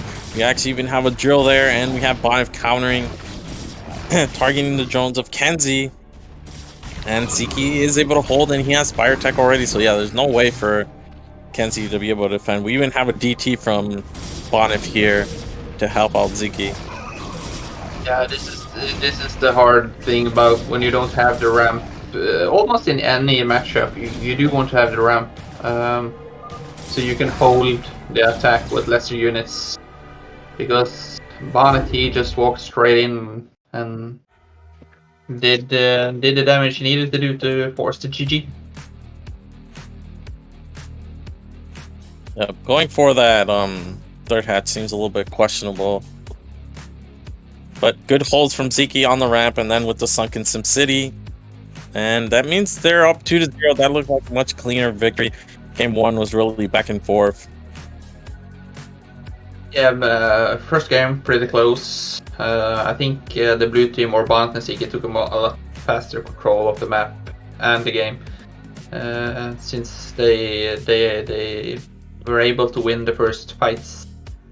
But yeah, I think maybe with Kenzie having the ramp, and if TT1 could get up a decent amount of Dragoons, since Ziki didn't have the ramp.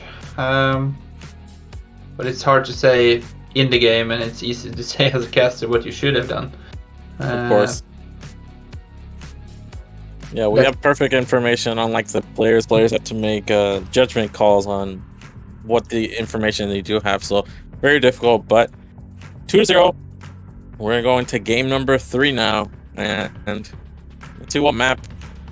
Looks like we are ready. And it's going to be on Gemlong. So game number 3 between Kenzie TT1 and Ziki.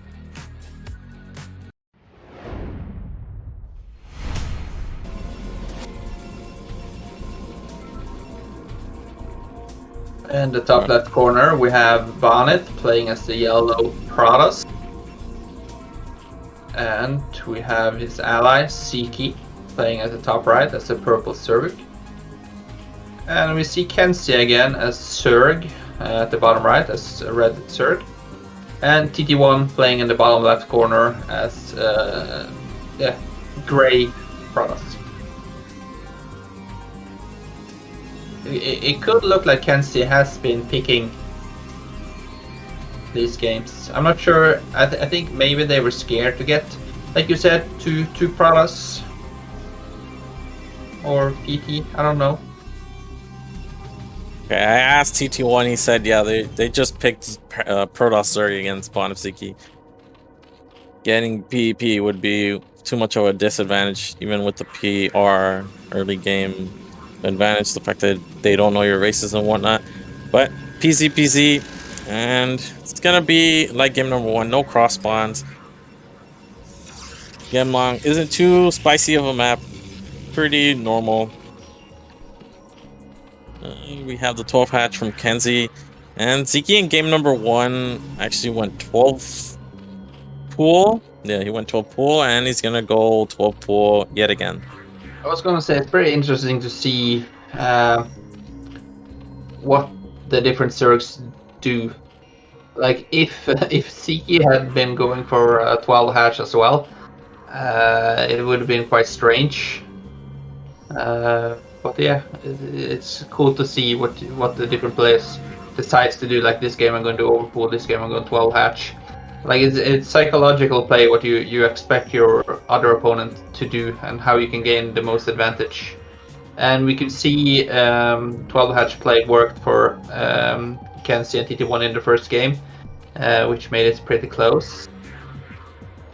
And as since Ziki is a 1 versus 1 player, you can see I've seen him place his second hatchery in his base, because he kind of plays it like the PC. He plays it like it's CVC, because you will have the SimCity, and unless the other products and the Zergs can sync up with a lot of Zerglings and Dragoons, you don't need that many Sunkens in your main. So. But I don't have Ziki's micro, so I rather have 6 Sunkens on my cliff than 1 in my main.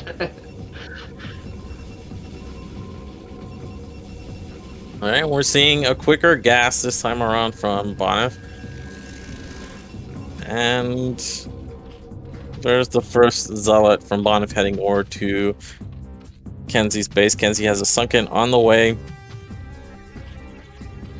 Yeah, he needs to buy time because the Zerglings and the Zealots are already in the base. He's bringing out a few drones to sunk up some, sorb up some hits.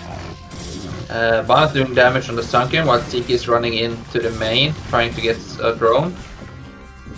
It's a little bit scary because he's gonna have the slower speed. Lings have already run by.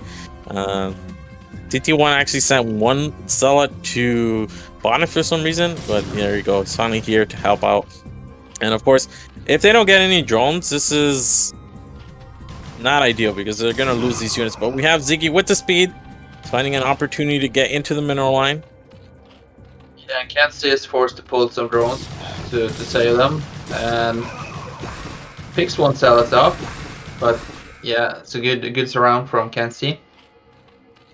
And we can see Ziki is going for lair play.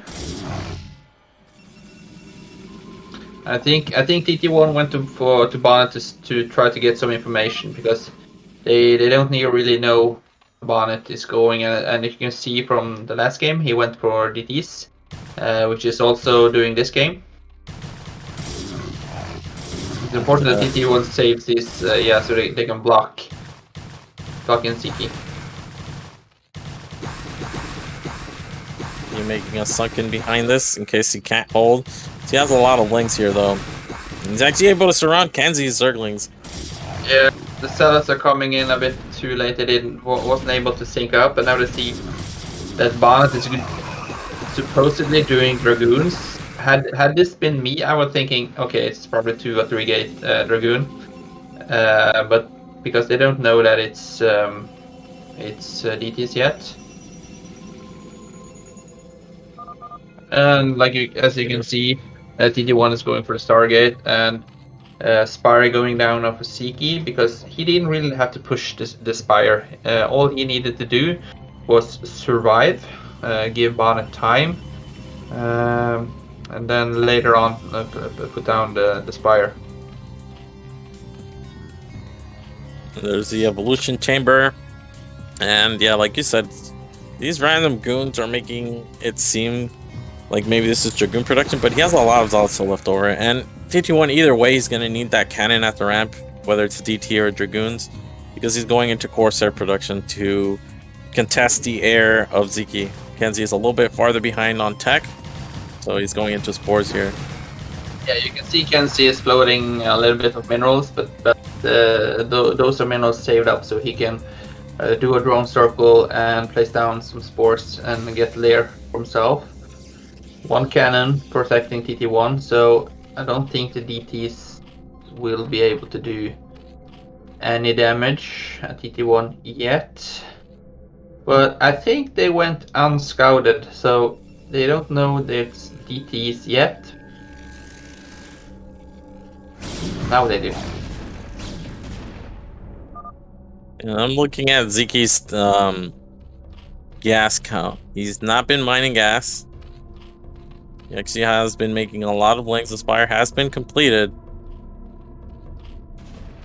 And he was also supply blocked a little bit. I think the first Corsair got a Overlord. And also Ziki needs to open up his SimCity to be able to mine efficiently on the gas. But right now I think just by having the Spire, they are forcing out more Corsairs than necessary.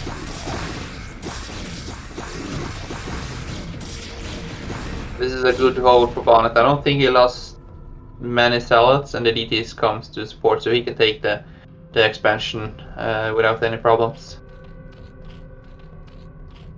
And we'll finally have Ziki killing that. He's mining gas. In the meantime, Kenzie did the big drone cycle that you said. He has a couple spores. These Corsairs have to be careful. You don't want to lose any Corsairs here.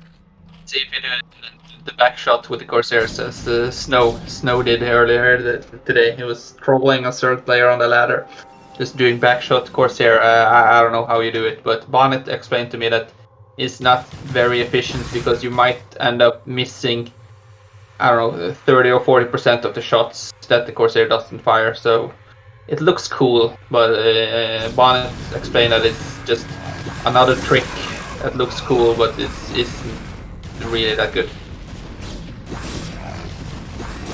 Oh, And- this is a little bit oh. scary, but just barely able to block. TT1 trying to slow crawl, take his natural. That's a very cute cannon placement there on the cliff.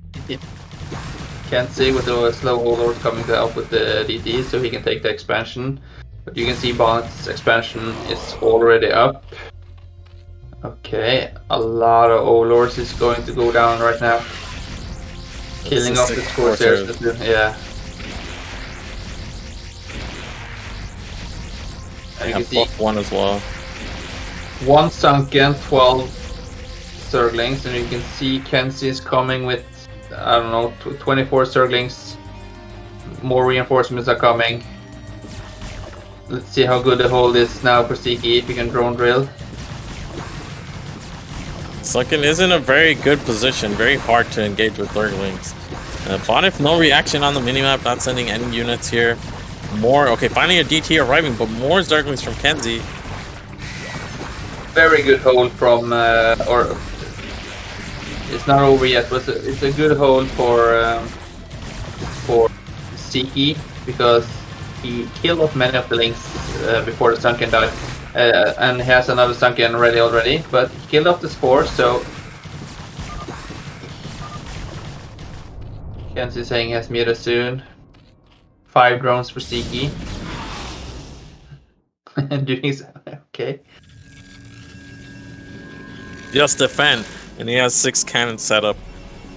Siki showing off his cojones with 2 Miras, saying, "It's only Pradas, I can do it." In the meantime, Bonif has been massing up. You can see he has a lot of tech, a lot of gateways. He's already on 6, 7 gateways. TT1's, okay, that's 5 gateways, but he has a robo. He has robo tech as well. He's going into the support bay. It wouldn't be Bonif without the support bay, so no surprise there. And you even have DTs here from TT1. It's going to be good at buying him some time. Going to force Bonif to use his observer. Observer was already out on the map. But I think Bonnet is blocking the ramp of Siki with 2 DTs, yeah. So he can't get in, but I don't know why he was forced to pull off, or maybe the second DT came a little bit slower. Let's see. I think the Mutas, yeah, the Mutas is in. There's nowhere to call this game. It's, yeah, I think Siki is. No, sorry, Kenzie is safe. The unit composition, he just needs to hold the ramp. Let's see if Bonnet commits. I think we're gonna have to see a drone pull here. You do not want those cells coming up. The observer goes down. And most of the zealots died, so now it's Dragoons. Dragoon AI notoriously not great. And TT1's saying kill the observers. I don't actually see it, so this 1 DT will help Kenzie survive here. Yeah, the observer died on the floor. He trying to survive. I don't think Ken's. Yeah, he just missed. He has 2 drones, one hiding behind the tree, and I think he has one nearby Bonnet somewhere. Maybe he can put down a gas. Yeah, because he still has 2 meters. And this is the beauty about 2 versus 2. Like even if you're dead or something, or nearly dead, if you have a few units, you still try to do the most of the damage. And as a Terran player, you float off your buildings, you land them somewhere, because if the other team doesn't really know that you are dead, it's still annoying for you to be in the game. And you can support Barnet, for instance, by clicking the map, saying there's the unit, and help him see the minimap. Alright, but Bonif has a support base, getting that 3rd base. He still has this big army in the middle of the map. TT1 not far behind, but this composition from Bonif. Dragoon, what's it called? Dragoon Reaver can potentially do a lot of damage because TT1 only has Archon. He doesn't have range units. Oh, I think it has a lot. It has 8 gates, TT1. We don't see a Reaver yet on the map. I didn't see a shuttle. And there is 2 Reavers. and it's Bonnet Reavers, so that means it's actually 4. And TT1 is behind cannons. This is like the worst engagement you can imagine. And we have Speed Shuttle as well. It's We not need fun. Kenzie with Scourge, or these Corsairs. Oh, it looks like the Corsairs. Okay, if they can surround Bonnet's unit now, they have to go at the same time, but Bonnet still have that 2 Reavers and the Archon, so the mutas have to be careful. But TT1's unit, not all of TT1's units are going. And these are actually soul salts from TT1, I think. Reaver goes down. If they could, yeah, still have to be careful with that Archon. But that good micro from Kenzie. Yeah, they waited a little bit longer, so TT1 could get out a circle of Dragoons. And Ziki still being a nuisance on the map.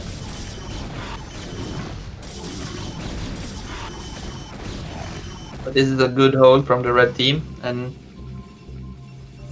now we have a 2 versus 1 situation, Bond on 3 base, and TT1 slowly getting his 3rd base. Yeah, and Kenzie also expanding here as well and getting upgrades for the Mutalist. Now with the Mutalist count this high, it's going to be a little bit... We actually have upgrades for the Zerglings as well, so 1/1 Lings. These aren't unupgraded Lings. We're getting Carapace 2 to Metal Weapons. So Kenzie's getting a lot of upgrades here, but this is already +2 for Bonnet, +3 incoming. We only have +1 for TT1, but he is at least having double Forge. And Ziki finally gets spotted.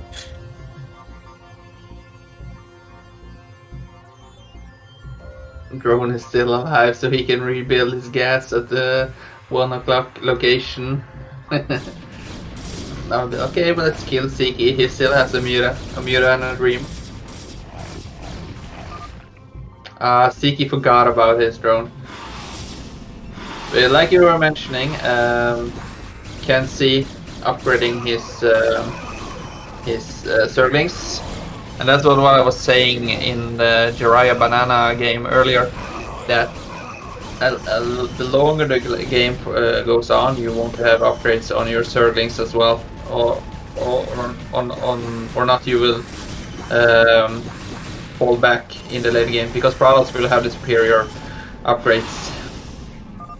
And now we're seeing, we're seeing Bonnet get pulled apart. Action on 2 sides of the map. Very hard for the one player to be like, you only have 1 screen in StarCraft. You can't be at your base and at an attack. So very easy to get picked apart there. And Kenzie and TT1 are now finally on the board. We have a series. It's 2-1 now. Yeah, it's a very good game from both teams.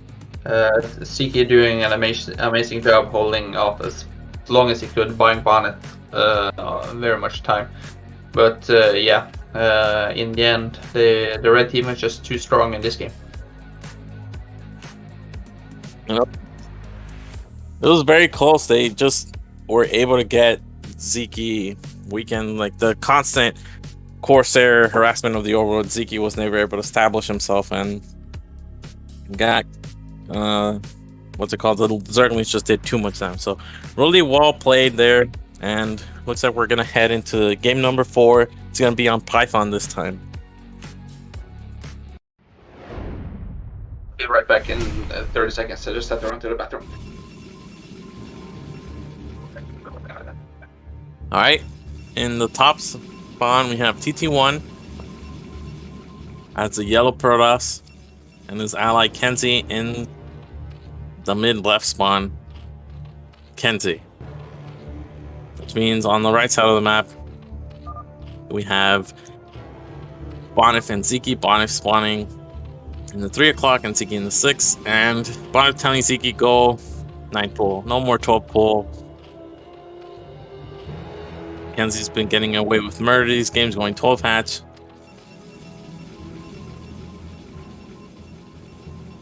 Of course, as Protoss, you always see them make the pylon closest to ramp so they can reinforce, get out on the map quicker.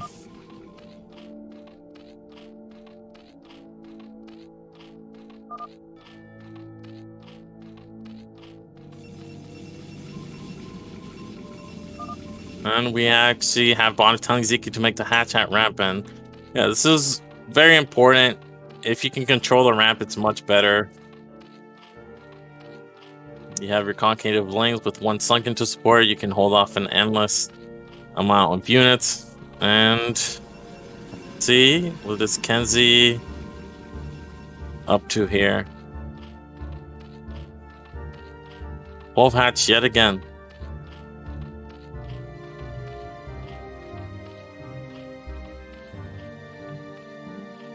I think 12 hatch is a little bit more risky on Python because the distance is a bit shorter than other maps.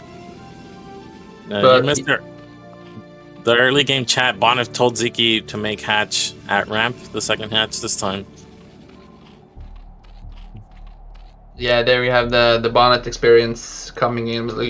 For those who don't know, Bonnet used to be the Polish A-team 2 vs 2 player many years ago, when the scene was a little bit more alive than it is today.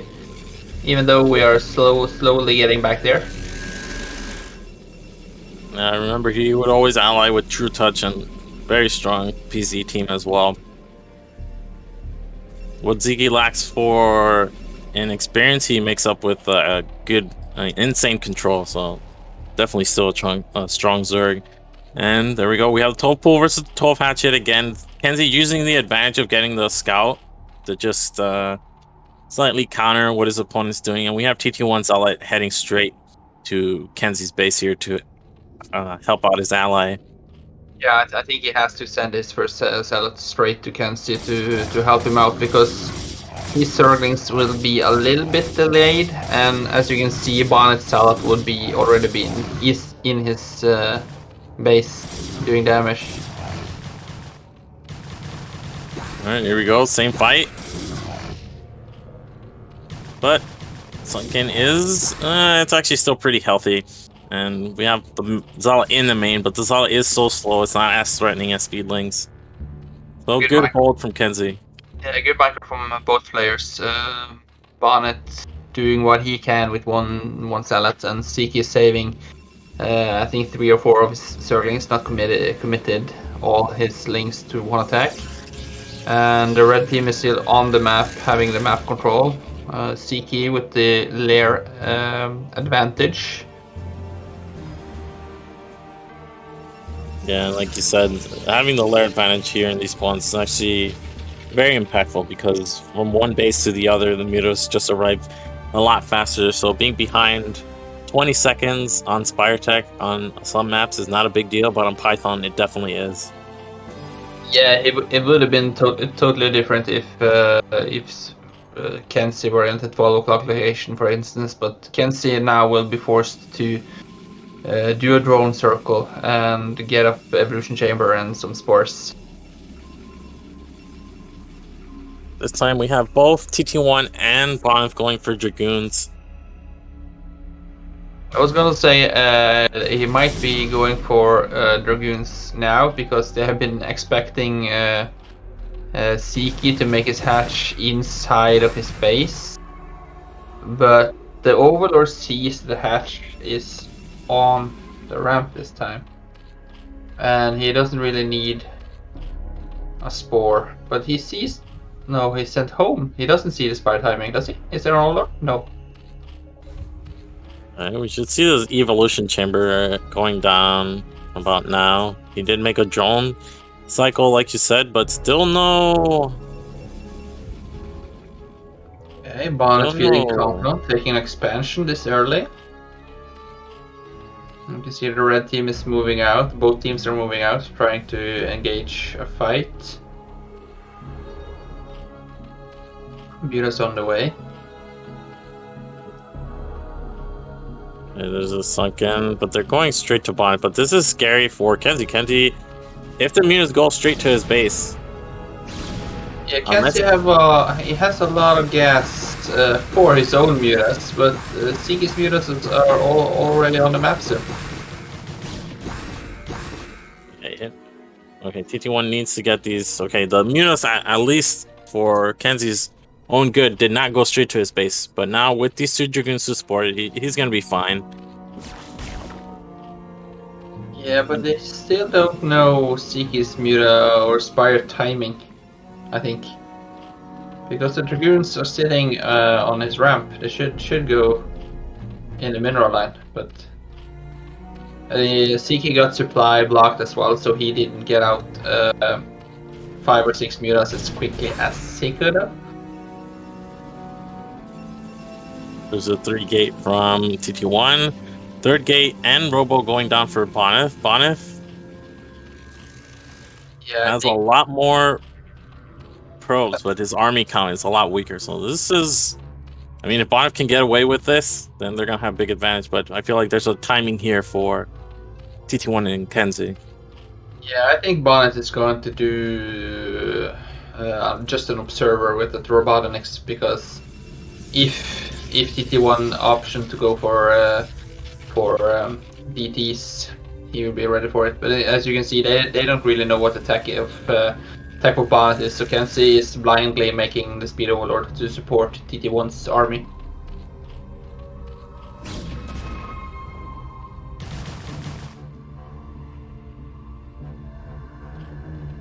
They must not... They don't know that Bonif expanded, though. Yeah, did they not scout it? Did they go pull back before they saw it?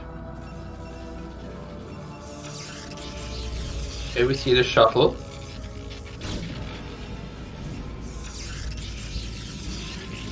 The shuttle observer Reaver, I think, from Bonif here.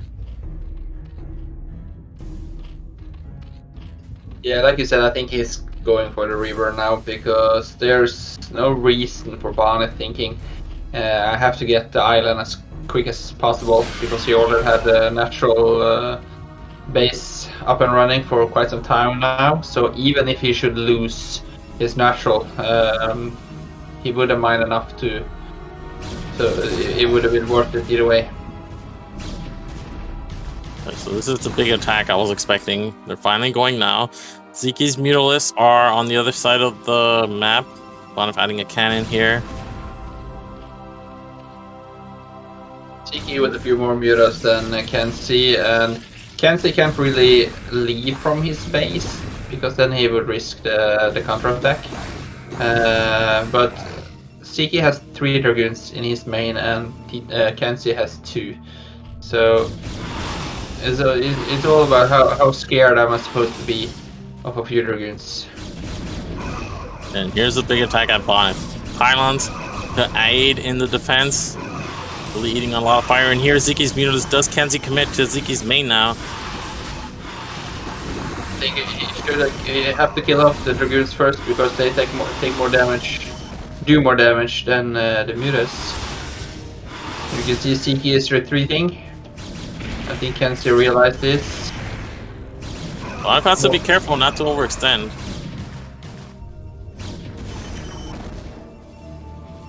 See 5 cannons. Reaver on the way, almost done. Kenzie did some good damage at Zeke's base, killing off some drones, so he has almost a double the drone supply, but Zeke has the muta advantage in numbers. This can still be scary, but the major scares already over. We have the big counterattack. We can get the shuttle here. It has a Reaver inside. Kenzie realizes, no, he's going for the cannon.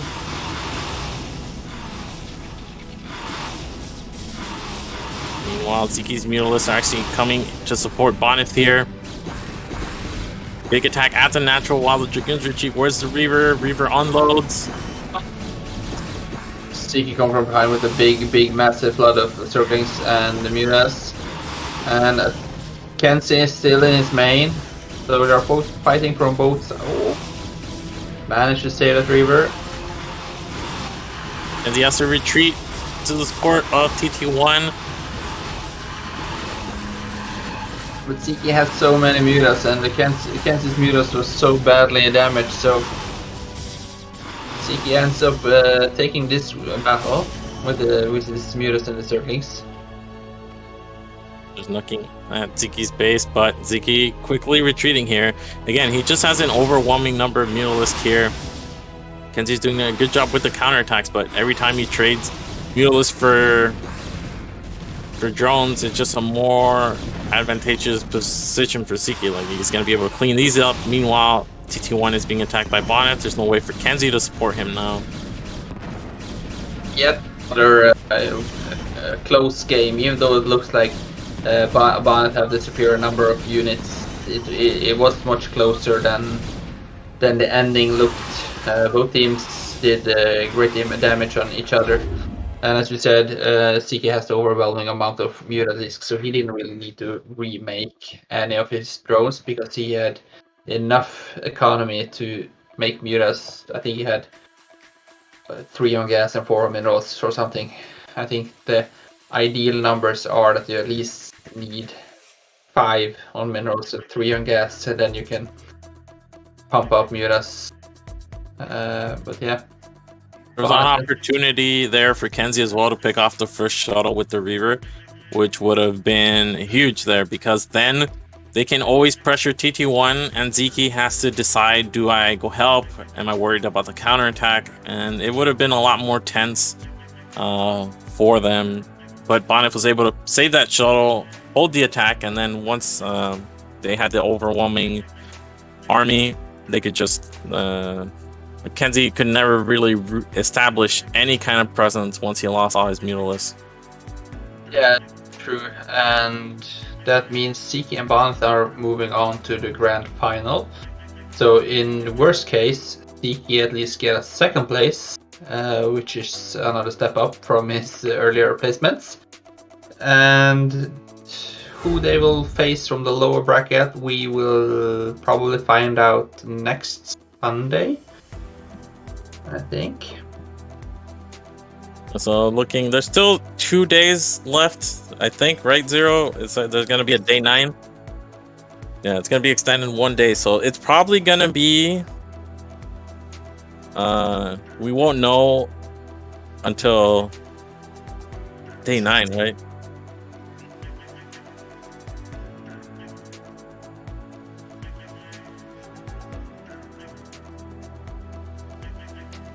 Okay, so in 2 Sundays we'll know, because next week it's Zerpo Andy and Nublish Hyssop.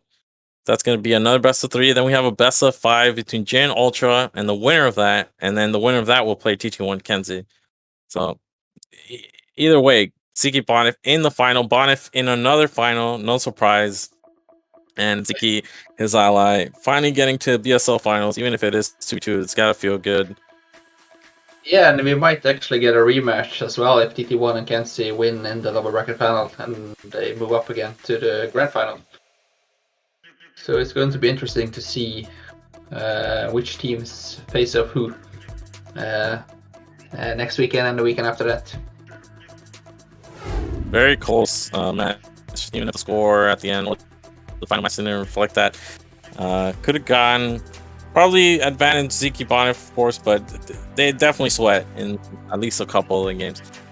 And, well, that's all for today. We got 1 donation from you, SC. Thank you for that. Again, we're trying to reach that goal of 1,500 to get a Season 2 guaranteed. And as far as for us, I think we're done here. Thank you, Madino, for casting, Zero for observing and organizing the event, and of course, Foxan and Trovo for allowing this tournament to happen. I'm very excited to cast these great games between these great players.